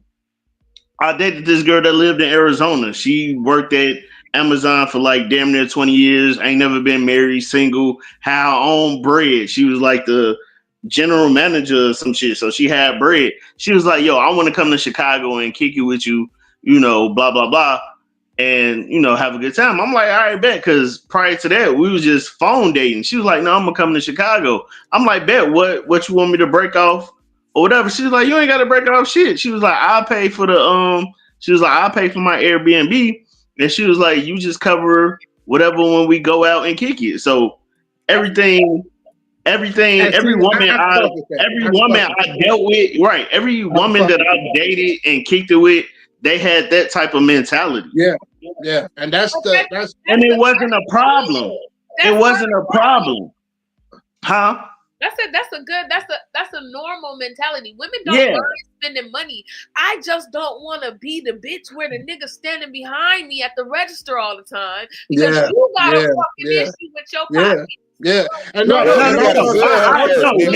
agree with you. I agree with you on that. That's what I was just gonna say. That I've seen that before. Like, and I agree on both sides because I've seen guys where girl is at the counter and dude behind her, and I'm like, and I don't judge, but I'm judging. Don't judge. Hey, big shout out to my cousin Tierra in the comments, man. What up? What up, Tierra? Hey, what's up, Tierra? What's up? I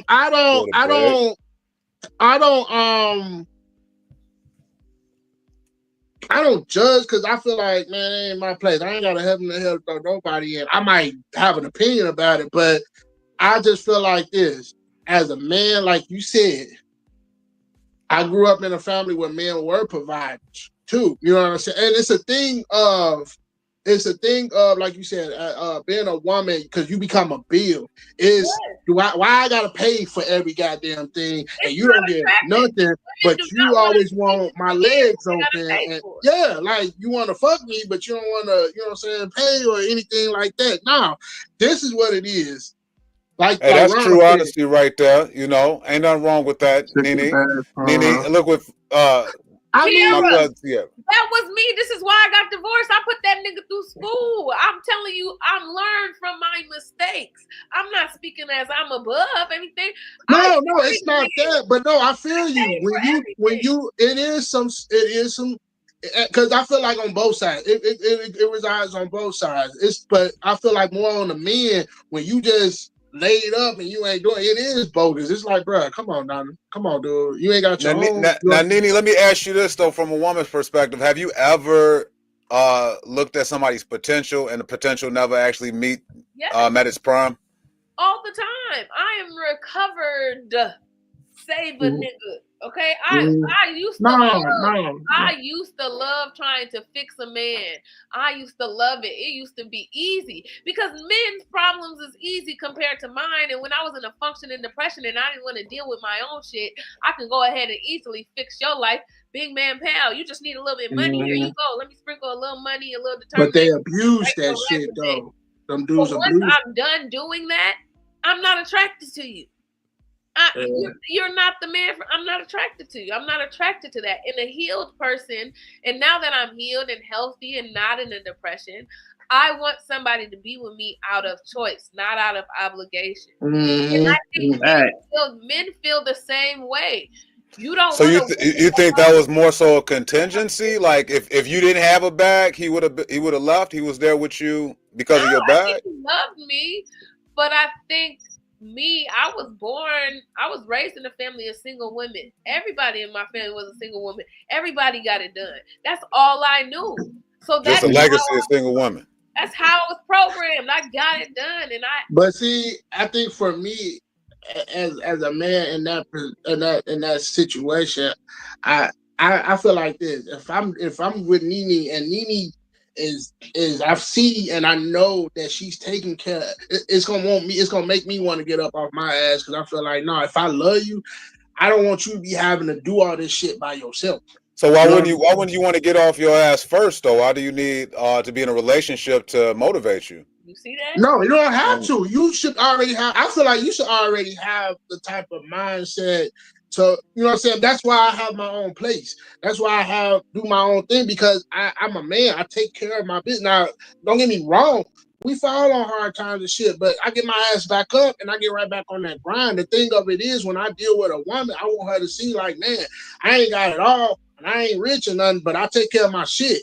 I take care of my bills. I take care of everything. There's some guys out here that will trick off money on other bullshit and take care of other shit. You know what I'm saying? You know, like it's the simple fact of, you know, just maturing, just, you know what I'm saying, you know, just, you know, don't bring your shit onto somebody else. Like she said, this is something she was used to, and that was something that always helped her with cope and shit. But nah, you ain't got to deal with that shit by yourself. So how long were you married, NiNi? How long was the marriage? Full time. 4 years. 4 years. Yeah, man. So when did you check out and be like, man, because women be having an escape plan. Like it take y'all 2 years to escape. Well, praise God, it was COVID. You know, I had to go back to my country, and he's not from this country. Oh, okay, the plot thickens. The plot thickens. All right, okay. Yeah. And then were you a mail order bride, NiNi? What the fuck was going on? No, I lived overseas for like over a decade. I lived overseas for like about 11, 12 years. A very interesting person, NiNi. Yeah. Yeah, I mean, I agree with NiNi. You hit it right on the head. And then I think Tierra said the same thing in the comments. Men do settle. They get complacent with a woman doing that. And the thing about it is, man, I grew up with my mom taking care of everything, but I also had men in my family that was examples of how to be, you know what I'm saying, providers. But they also had women in that corner too that always said, well, babe, you take care of all this. I got this over here. Like it was always like a structure, how they did stuff. Well, they take care of the mortgage. I'm gonna take care of the utilities. You know what I'm saying? I'm not doing everything by myself. It's some way of how to do stuff. And I think some of these cats out here, they live off these girls, and they don't have to do shit. You know what I'm saying? And it's that's some fuck shit. I just think it's some fuck shit. Yeah, and my thing is with what I was saying is like at this day and age, like people don't even want to compromise. And don't want to do shit. It's like you got all these standards of what you want in a relationship, but y'all don't want to do shit. Y'all want to have a person that got all their shit together and then stay consistent with like all of that. Nobody want to go 50-50. Nobody want to be like, I pay for this, you pay for that. Everybody just. Hold on. I like to hear from a woman's perspective for real though on this one. No, I'm just saying in general. When you listen to these podcasts, it's always you gotta have. I'm not paying for dinner. I ain't paying for this. I'm not paying for that. You need to pay for this. You need to pay for that. If you use fucking Cash App, then that mean you broke. So I ain't finna fuck with you. I seen the girl say if you pay with your food with your Apple Pay, that'll be the last time I talk to you. Like, what the fuck type of shit is that? Like, I'm not understanding. I got a net spend account. I hope nobody come for me. I'm not understanding the dynamic of what people want in a relationship because everything is. I don't know nobody come for my net spend. What'd you say? Say it again, NiNi.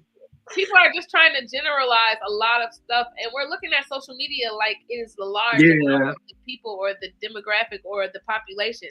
Most people are not even on social media.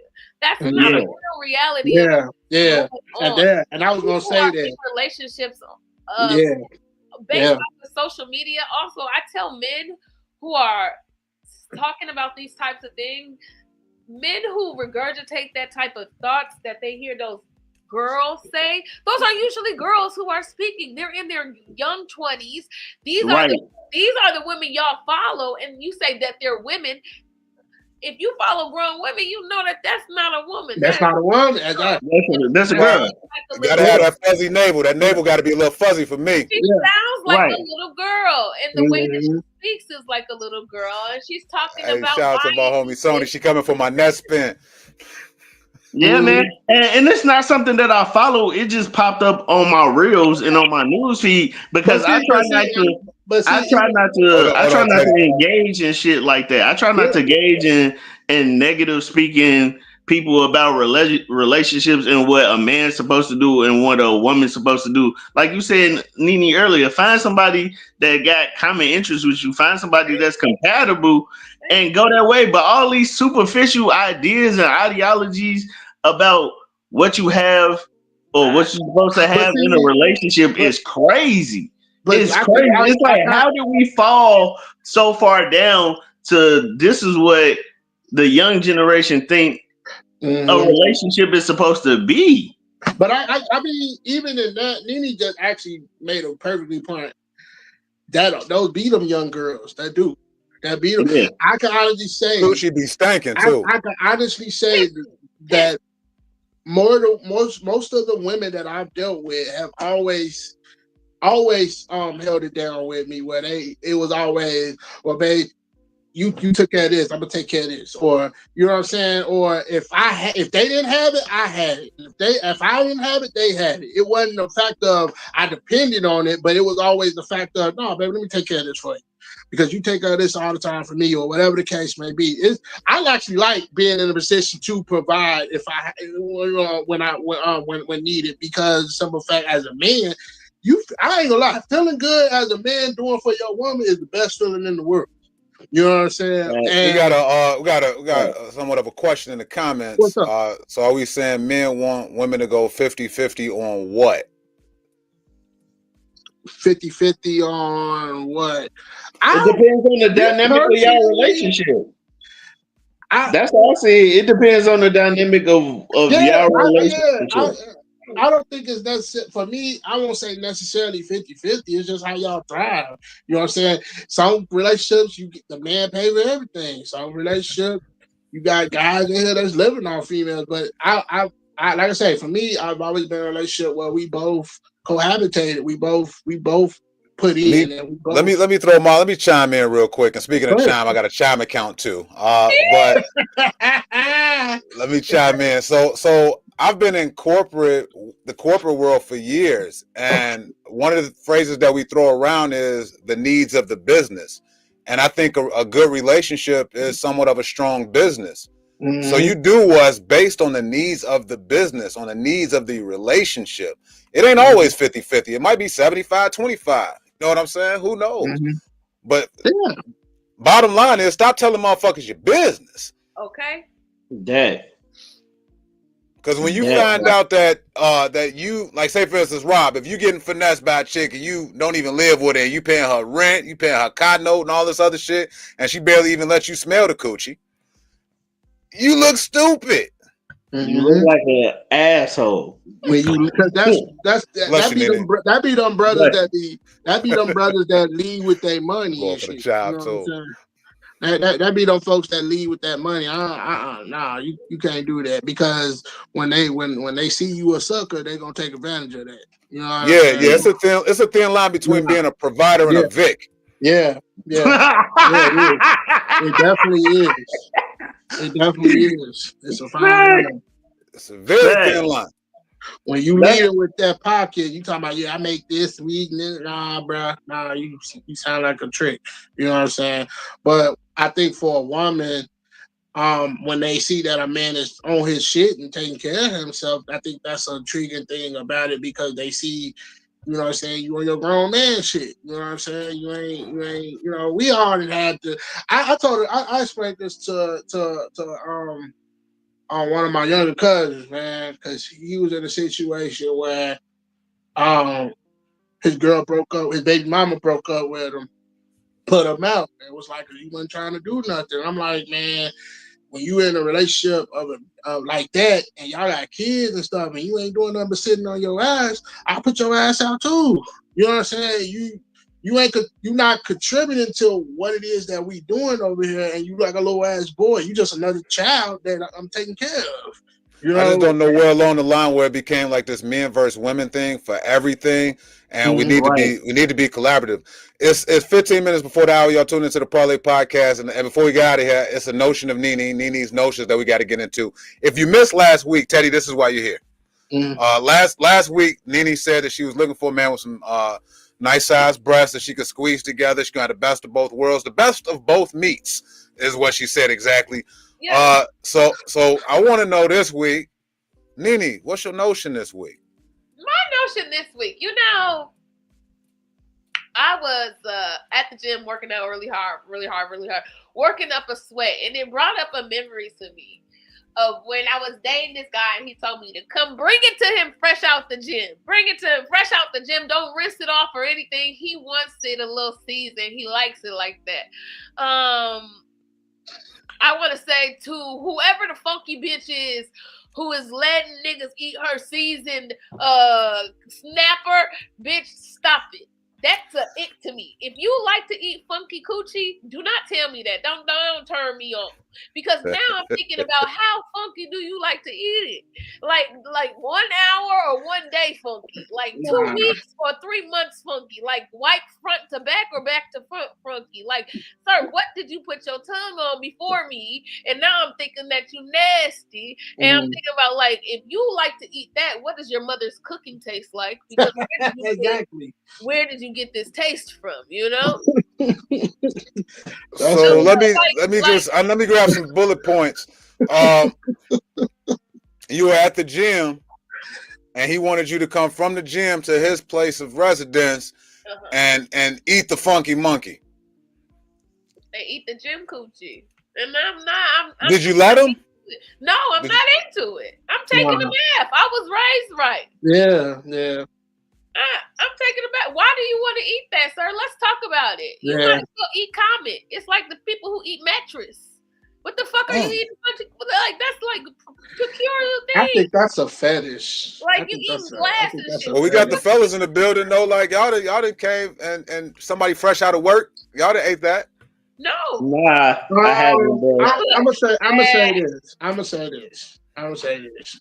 I'm a coochie connoisseur. I love eating coochie, but fresh out the fucking gym. Coochie, but fresh out the gym, that's a little diabolical. Because I'm not gonna do my girl. Just now. I'm not gonna do my girl like that. Like whoever I'm with, I'm not gonna have stinky balls and dick stinking and be like, yeah, girl, no, I'm going to wash my ass because I feel like this. You're gonna give her BV. You're gonna give her a yeast infection. Something, but I feel like that's trifling even just on dude end. I ain't into that because I don't like to eat nasty stinking food, so I don't like to eat nasty stinking coochie. You know what I'm saying?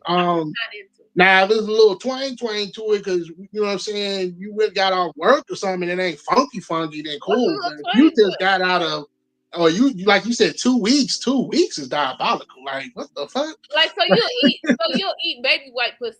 If she use a baby white, you'll eat that. If it's clean, yeah. So you eat baby white pussy. Like, you don't gotta have no soap and water. She don't got just hit it with. Oh, you're saying like she ain't wash her ass. She just used baby wipes to clean. You can actually tell if it's still stinky with that too. Like, you know what? I'm gonna actually say this. As long as I don't know you were at the gym and then the baby wipe, I accept the baby wipe. If I can see that. Like if I don't know. And this is why y'all first baby mamas be looking like they do. Look at y'all fucking problem solving. This is why. I don't have no baby mamas. Okay? This is why. I only got one ugly baby mama. I can't agree with that shit, bro. Rob turned the fuck up. Rob was like, oh. Y'all that shit stay in your beard and shit. Rob, hey, look, man. Look, I like to say the gospel, man. I'm a truth teller. I'm a truth seeker. And I got to be honest, Rob, I think you lying a little bit, man. You done came across some vagina that had that pee in that woolly hair, and you just said, fuck it, I'm going to keep going. The most I got to admit, one time I went down there and there was like a little piece of tissue in there. Ah! See? And you kept going. I did keep going. Yeah. See, Rob was in the military. He know how to do. He know how to do the. Move it to the side with your tongue, or did you like? No, I'll take it out of my hand. I ain't put my mouth on. I saw it. I was just like, oh, it's a little piece of tissue. How did you work around that, Rob? Yeah. Did you work around it or? Nah, he took it. First of all, I look at my food before I eat it, so I saw the shit right away. So I saw this shit. So I was like, oh, let me just get this little ping out the way. And then Let me Like, tap in these comments, this man. Let me fan- see what's this going fan- on, man. Like, I had a girl ask me, she was like, do you mind that it's a little hair down there? Nah, I eat it bald, I eat hair as long as it smell good and it's good. You know what I'm saying? That's all that matters. Give a fuck. why is y'all eating coochie with y'all eyes closed in the first place? Like, how do Who's y'all eating not coochie? see this? I like to look at my food. I don't close my eyes when I eat food. He's really wishing it was a dick. You say what? When Who did? niggas eat coochie with their eyes closed, they're wishing it was a dick. He's just Why would- doing it because he has to. Where does this logic come from, NiNi? What school did you go to? What hood did you grow up in? Nah, I like. And I saw a lot of you niggas came out to Evanston to be with y'all boyfriends, and y'all ain't think I saw y'all from the city. Nigga, we saw you, bitch. Hey, we got Z Nicolay in the comments, man. Shout out to Sony in the comments too, man. She hey NiNi, you tickling the fuck out of her. But Z Nicolay is a poet out there in Indiana, and she said that's why baby wipes are necessary. I agree, man, because it ain't just for the coochie. There's some musty titties out there. Yeah. Especially men. That's why I said big bosom men, hey Teddy, wipe under the breast because it smells You're like supposed to do that anyway. You a big dude. You got folds. You supposed to clean up. That's why. This is what I do as a big guy. I in the shower. I go twice. I go right. Do that lather up, and I go back around twice because I'm a big motherfucker. One more time for NiNi. Teddy, what you do? In the shower, I wash my ass. Lather up soap, lather up, wash it up. And then I re-lather it up, and then I go back on it and I redo it again. Like, I just feel like, man, for me, as a big guy, I want to smell good. Hey, NiNi got me fucking rolling over here, man. She wants you to lift up your breast again so she can get turned on. You don't see her hands no more. She over there playing Guitar Hero under the desk. DJing.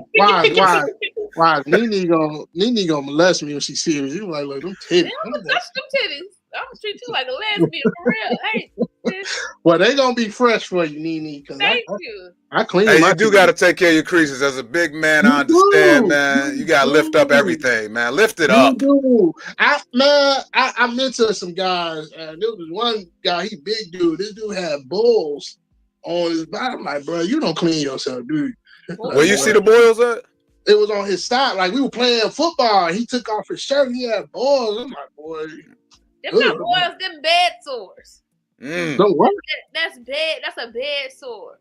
When that meat on top of that meat for so long and that friction gets too hot and heavy and moist in there, and it starts to create a crevice. That's a bed sore. Now you done chafed yourself up, sir. You're nasty. I thought it was because he wasn't cleaning himself good enough. I'm like, nah, you got to clean all the creases. You got to clean all the nooks and crannies of the big dude. That's still bed sores. You gotta have to clean it. It's a rule in big world. Gross. If you can't lift it up, get a cup. And I put powder under my titties.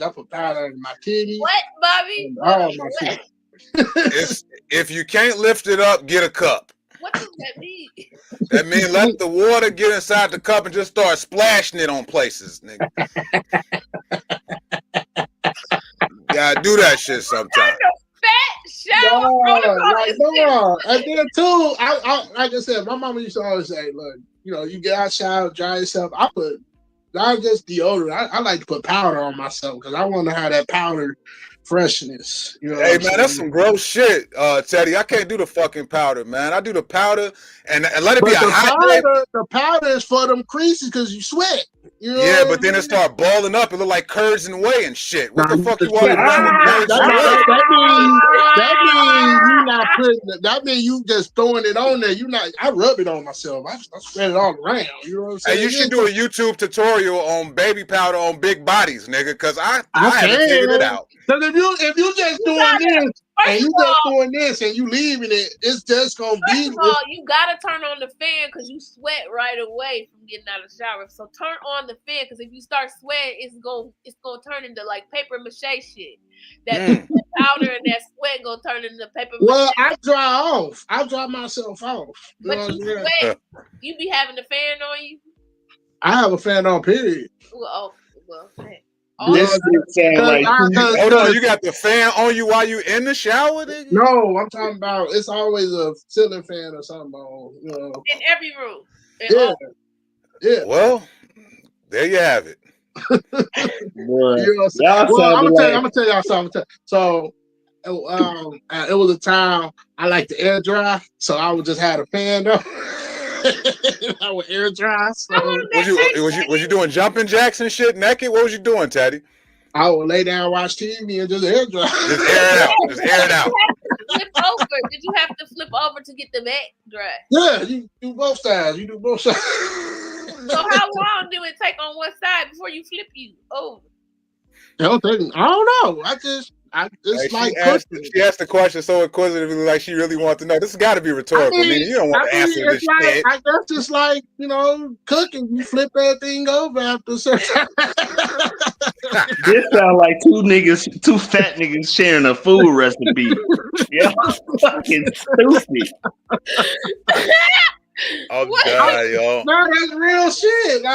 But no, like that. I mean, I just like I said, I drive, and that's what I like. Like I said, I like things that smell good. So, I feel like even after a long day, it ain't musty. It's just, you know what I'm saying. You still got that fresh fragrance on you and shit too. You know what I'm saying. So if you just been out here active and doing physical shit where you sweating and shit, go freshen up, man. Teddy, do you use baby wipes? Yeah. For what? And NiNi is using all this so she could beat off to later. So just you said, do I use baby wipes to freshen up? Do you use baby wipes when you go to the bathroom if you boo boo? Oh, if I ate something real hot and I know it's gonna come out hot, I got baby wipes in the freezer. So to my booty hole, cause that should be like battery acid. You ever ate some real hot shit? You damn. How about just don't eat no hot shit no more, dog? I love hot shit. Because you just took me the fuck out.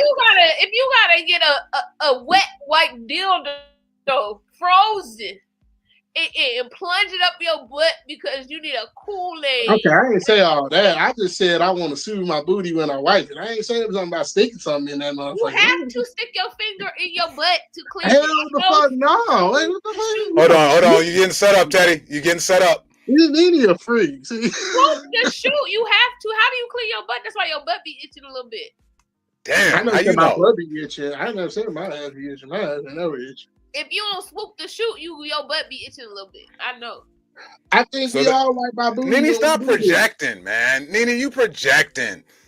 If your booty itch, that's on you, NiNi. Don't put that on Teddy. When men say they don't use baby wipes, or they don't use them right, or they try to bypass it, you have to touch your butt. No, for me, okay, I'm gonna tell you. My face towel, nigga. I gotta sit on the toilet at home. I like to wipe my butt and get up and clean my ass too at the same time. I feel like I'm at home, wash my ass. You know what I'm saying? You ever been to somebody else's house and use their face towel? Oh, that's trifling, man. Don't invite me over. That's wrong. I would. Hell no. I'll be mad as hell if somebody use my face towel. That is fucked up. That's fucked up, man. Like, you gotta Bobby, go. wait a minute, Bobby. Don't tell me you did. Hey, low key though, I seen some shit. She had pissed me off one day, man. This back in the day, man. I was in my 20s, man. I used her face towel, wipe my ass. Don't tell nobody. I can't tell you right, man. You dumb as hell. I did that shit. Don't tell nobody. Hey, NiNi. I love the notion today. Today's notion was pretty funny. Teddy, we got to shake one in a little bit, man. Teddy, what you got coming up, bro? Oh man, I got so next Thursday I'll be at the House of Blues Foundation Room 7 p.m. Also I'm still waiting. I think a lot of us are still waiting. We still waiting on this premiere of Creative Hustle season 2. Oh, Jay Davis. Yeah, he was on that. Yeah, man. I'm very fortunate and thankful to be a part of it. And I think I see why you was asking that, Bobby. Like, to be caught up and be a part of certain things just like that it's something that I could say I am proud to have a part of the legacy of Teddy Biggums, and I want to be able to make my fan proud, be able to see that I'm out here doing something positive and awesome and great. So yeah, I have you that truly coming are, up. bro. Yeah, I got that coming up. Also, we still in the process of it, but hopefully soon. Shout out to Travell Jr. Me and Mo Good will be going on tour with him for his revival. On tour with who? Travell Jr. Me and Mo Good. We are his opening feature act. So that's y'all gonna murder that shit, man. Y'all been putting in so much work. Yeah. Hey, Lynn Sharp in the comments, man. I'm so up? glad she changed her profile picture. She had Beans the comedian mugshot as her profile picture. I'm so glad she changed it. Yeah, that shit was hilarious. Shout out to Beans. I'm still trying to figure out what the hell did you do then. We know what he did. That's what I got coming back on. I had some setbacks with my social media, especially my TikTok, but a lot of people been asking me when you gonna get back on the videos and the reels. I'll be back on there real soon. I'm actually been investing more in that, getting props offline. I mean, you know what I'm saying, stuff that I could use and everything. That's about it, man. I think you making a stamp in the game, bro. I'm 100% proud of you. I know we had our little hiccup. I only wanted to bring it up because I thought that shit was funny, bro. Me and Teddy beef for 2 hours. That's what I'm saying. But see, that tell you right there how it was just minuscule, man. Because I could still move on from that. I forgot all. Like, you ever been so mad at somebody, you be like, I don't even know what the hell we was mad at each other about. You know, it be like that. Yeah. That was, like you said, it was a little hiccup, man. It's all good. I mean, you know, as brothers, and this is a fraternity. That's why I be like, man, that comedy beef shit be whack, man. We can get past that shit, and because it's a greater cause than what we doing, and we out here. Oh no, I got a hit list, bro. You lucky you here. I'm just saying. I mean, at the same time, it's just, man, we out here doing what we love to do, and let's make people laugh. We out here making the world laugh. No pun intended, Rob, but we out here we out here making these folks laugh. It's needed. It's really needed right now. It's necessary. I was mad during the pandemic. They act like we weren't essential workers, nigga. Man, look. Man, that pandemic. I think. Wait, NiNi, you said you got divorced over the pandemic time. See, that was around that time when everybody, when you was stuck at home, whether they was relatives or not, you realized how much you probably didn't really like that person. hey, I was stuck with the refrigerator door open, nigga. That was me all day. I'm like, man, look, I say it in a joke, but I was serious. All I did was eat and watch Power and The Walking Dead. That's all I did. Bro, hey, look, during the pandemic, I ain't never had to change the refrigerator light bulb so much. I was like, damn. Man, I met this dude named, his name Joe. His number's still in my phone. He was an Uber Eats driver. Fan was literally like, hey, bro. You had a personal Uber Eats driver during the pandemic? I met dude. I kid you not. So I was Uber, right? And I got this guy, and I noticed like maybe like probably my last 3 or 4 times that I had Uber, I kept getting this dude. And I'm like, man, is you the only one in this area that's working or something? He was like, I guess so. But he was cool as hell. He was like, man, you smoke? We smoked a blunt. He on work. He got to go drop somebody else where we smoking a blunt. And you smoking with the Uber Eats driver, man? Yeah, he was cool as fuck, man. He'll hit me up like, hey, bro, man, hey, I'm gonna come over and smoke a blunt with you. Hungry? Hey, this lady don't want her. Oh, hell yeah, you cool as fuck. You my nigga. Teddy, you funny, man. This nigga was eating other people's orders. First of all, the Uber Eats man was trying to feed you. Nah, he wasn't on that. I know where you going. Where you? You got a feeding fetish. Come on, man. Bringing another nigga food so I could sit here and watch you do a live mukbang. This is what you heard, NiNi? You heard that? Y'all, because he come over and bring him food and say, hey, I got a lady who don't want her order. Sir, I got a blunt and some of this food. Can I sit there and watch you eat it, sir? He didn't watch me eat it. He just give it to me. He didn't watch me eat it. You let him watch it. He didn't watch me eat it. Mukbang videos are funny. Now, I do find myself watching those a lot. Mukbangs are funny because I feel like I'm a big dude. Y'all ever seen the movie? I know y'all seen the movie Menace to Society. You know the part where he was talking about AWACS, and he was like how AWACS was out in the street, but he just loved seeing the young dudes do the crap because he was older. That's me. I just love seeing other people be fat because I've been doing it so long. I just like other people be fat. Like, hey, you know what? You know what? You the leader of the delegation, then. If that's the case, I get a kick out of it because I like them dudes that be the food competition dudes. I be trying to see, is y'all really gonna do this shit? Have you ever been in a food competition, Teddy? Hell no. As much as you would think I tap out that first. Cause I like to enjoy my food. I ain't trying to rush and stuff. I want to save it. You got a creative consultant in the comments, man. Yes, Lynn. Yes, Lynn. Yes. So I make that video too. make the video with the OnlyFans, Teddy. I'm telling you, this is where it is. After watching that clip of you with Disconnect, man, you could be on OnlyFans with Popeye's biscuits and honey, fool, getting it in. Hey, I'm not gonna lie. I had some girls in my DM that went to them premieres and saw me and was like, I like big guys. I'm like, girl, you gotta stop playing with me. And it's a people with a fetish. People do like big guys though.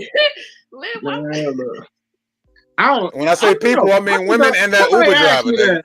I think I like being more appealing than a fetish. I think a fetish made me feel all dirty, this. It's the fetish, not the honey. I'm just gonna leave this comment up here for a while. Let's rub a cheeseburger on them titties. Yep. Nah, see, now we no. Rub a cheeseburger. No. We ain't doing all that. So let me make sure we got it clear, man. So you got Mo Good and yourself opening up for the revival. So this is a clean. So this is all clean.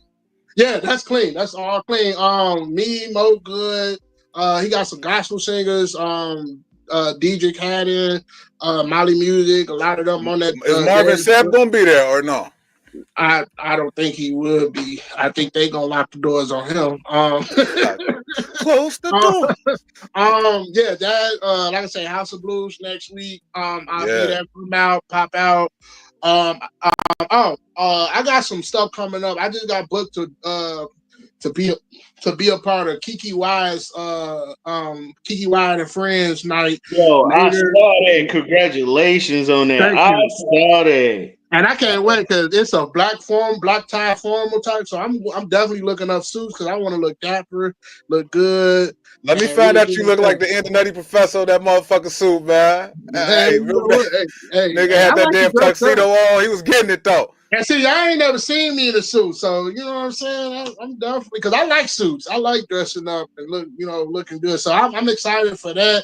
That was thanks to my pops. Shout out to my pops. He's a musician, so he actually got me in on that one. So that's something I'm happy to be a part of too. And just some other stuff I'm working on. I'm also working on getting back into the acting grind, auditioning and stuff. I think it's an audition for a new Tyler Perry movie that I'm trying to get on. So man, I'm trying to get myself out here, and I think one of my biggest dreams is to be able to get to a plateau where I can reach back and bring my peoples with me and be like, hey, you talented, you need to be seen too. And that's why I love folk. That's why I love people like Niche and all them that give us a chance to go on the road with them and display our stuff. Because man, we really out here doing it, and I appreciate it. I shout out to Corey Bell. Somebody just asked me about a couple months ago. I opened for Ryan Davis at the Den Theater. Man, and they asked me how that happened. I'm like, man, Corey Bell, like people like them that really see something in me and believe me, give me those opportunities because they know I'm ready for it. I really appreciate that, and Teddy, you stay present, bro. Like I see you on the grind, man. Like you one of them people that I knew didn't have a car for a certain particular time, but you stayed at these places, man. Like I didn't even know buses ran at this particular hour. Nigga, you got there, nigga. You would either find a ride somewhere. Now the whole running joke is Teddy take his school bus here. Well, hell the fuck yeah, I do. If I got a gig, I'm gonna get there and I'm gonna pull up on my bus. You know what I'm saying? I ain't supposed to, but I'm gonna do it because at the end of the day, I got it. Why we talk about that, Ted? You're not supposed to be doing the company. Yeah, don't say that on the live, bro. Right. We gonna move on. We gonna move on. Hey, Kicker is watching the podcast right now, pissed off. Kicker bus service is like, what the fuck? Y'all doing? Hey, man. If I gotta get somewhere, I gotta do this shit. I'm gonna get it, man. I love this shit. You know, back when I first started, when I would look for a job, I went for the job based on if I was able to get off in time to be able to come and do this. I would always tell them if I can't get a morning or the latest I can work is probably at least 6 or 7. I don't want it. I'm not doing no overnights. I got something that I want to do, and some people was able to accept that, and some people were like, "No, well, we can't use you." All right, I'll move on to the next one. But I was adamant about making this a priority outside of that. Well, sir, you're an important pillar in the comedy game nationally and Chicagoly. So I think you're a great guy. NiNi, thank y'all. I know you got the Yorkie over there. You take care of the cute. Hey, I'm so jealous because the necklace that I wear has my Yorkie that passed away, and I'm looking at your dog. It looks just like the dog that passed away. I'm over here. This is my dog. This is Corey. Everybody say Corey, what's good? Corey. What's good? I saw him in the chair. He was over there sniffing Corey, that seat. she's a girl, but she's 13. She's in her. That's what's up. She's an old girl. She's an old girl. Hey, you know, I love Yorkies. NiNi, what you got coming up before we shake one? What you got popping? Last Friday, I want you guys to go ahead and check out my interview I did with 2 drinks with the fellas. That is on their Instagram. On YouTube. It's on YouTube now. YouTube now. I'm gonna look that up. Out now. I did a great episode with them. I had a wonderful time. I'm doing my best friend is Black show at the end of this month. That's what's up. Yeah, as far as comedy, I'm just staying present as possible, still trying to finish out my barber instructor's license, so that's what I'm focusing on now. You're doing great with that too. I'm proud of you. Thank you. That's what's up. That's what's up. I appreciate it. I'm having a good time. I'm very blessed. I'm very wealthy, very healthy. You know? I hear that. And you got that coming up. Rob Mayfield's birthday coming up April 28th. And I'm starting to get booked again. I'm putting myself out there again. You know, I take my breaks. Shit, I'm an OG nigga. So I'll be in Hobart, Indiana, April 17th. No, April 13th. April 17th, I'm with K Snow now. Me and B Cole, Park Forest, Theater 47, May 2nd. Shout out to B Cole. So it's gonna rock, man. We're gonna rock it out. It's that season. I want to get on Teddy Biggums level and shit, man. Put me on one of them clean shows. I'm gonna stop saying and shit. All right, man. When I get, man, I already said, like I said, once I get this going and get it going, I already got my whole list of people, man. So hell yeah, I got you, man. I'm fucking with you, man. You take care of you, man. I'm gonna get where I need to go. You take care of you. You grind. You pop. Yeah. Hey, but we appreciate you coming through. Thanks so much, Teddy. I'm tired of talking. I always let Rob and NiNi finish this out. I'm mute myself, man.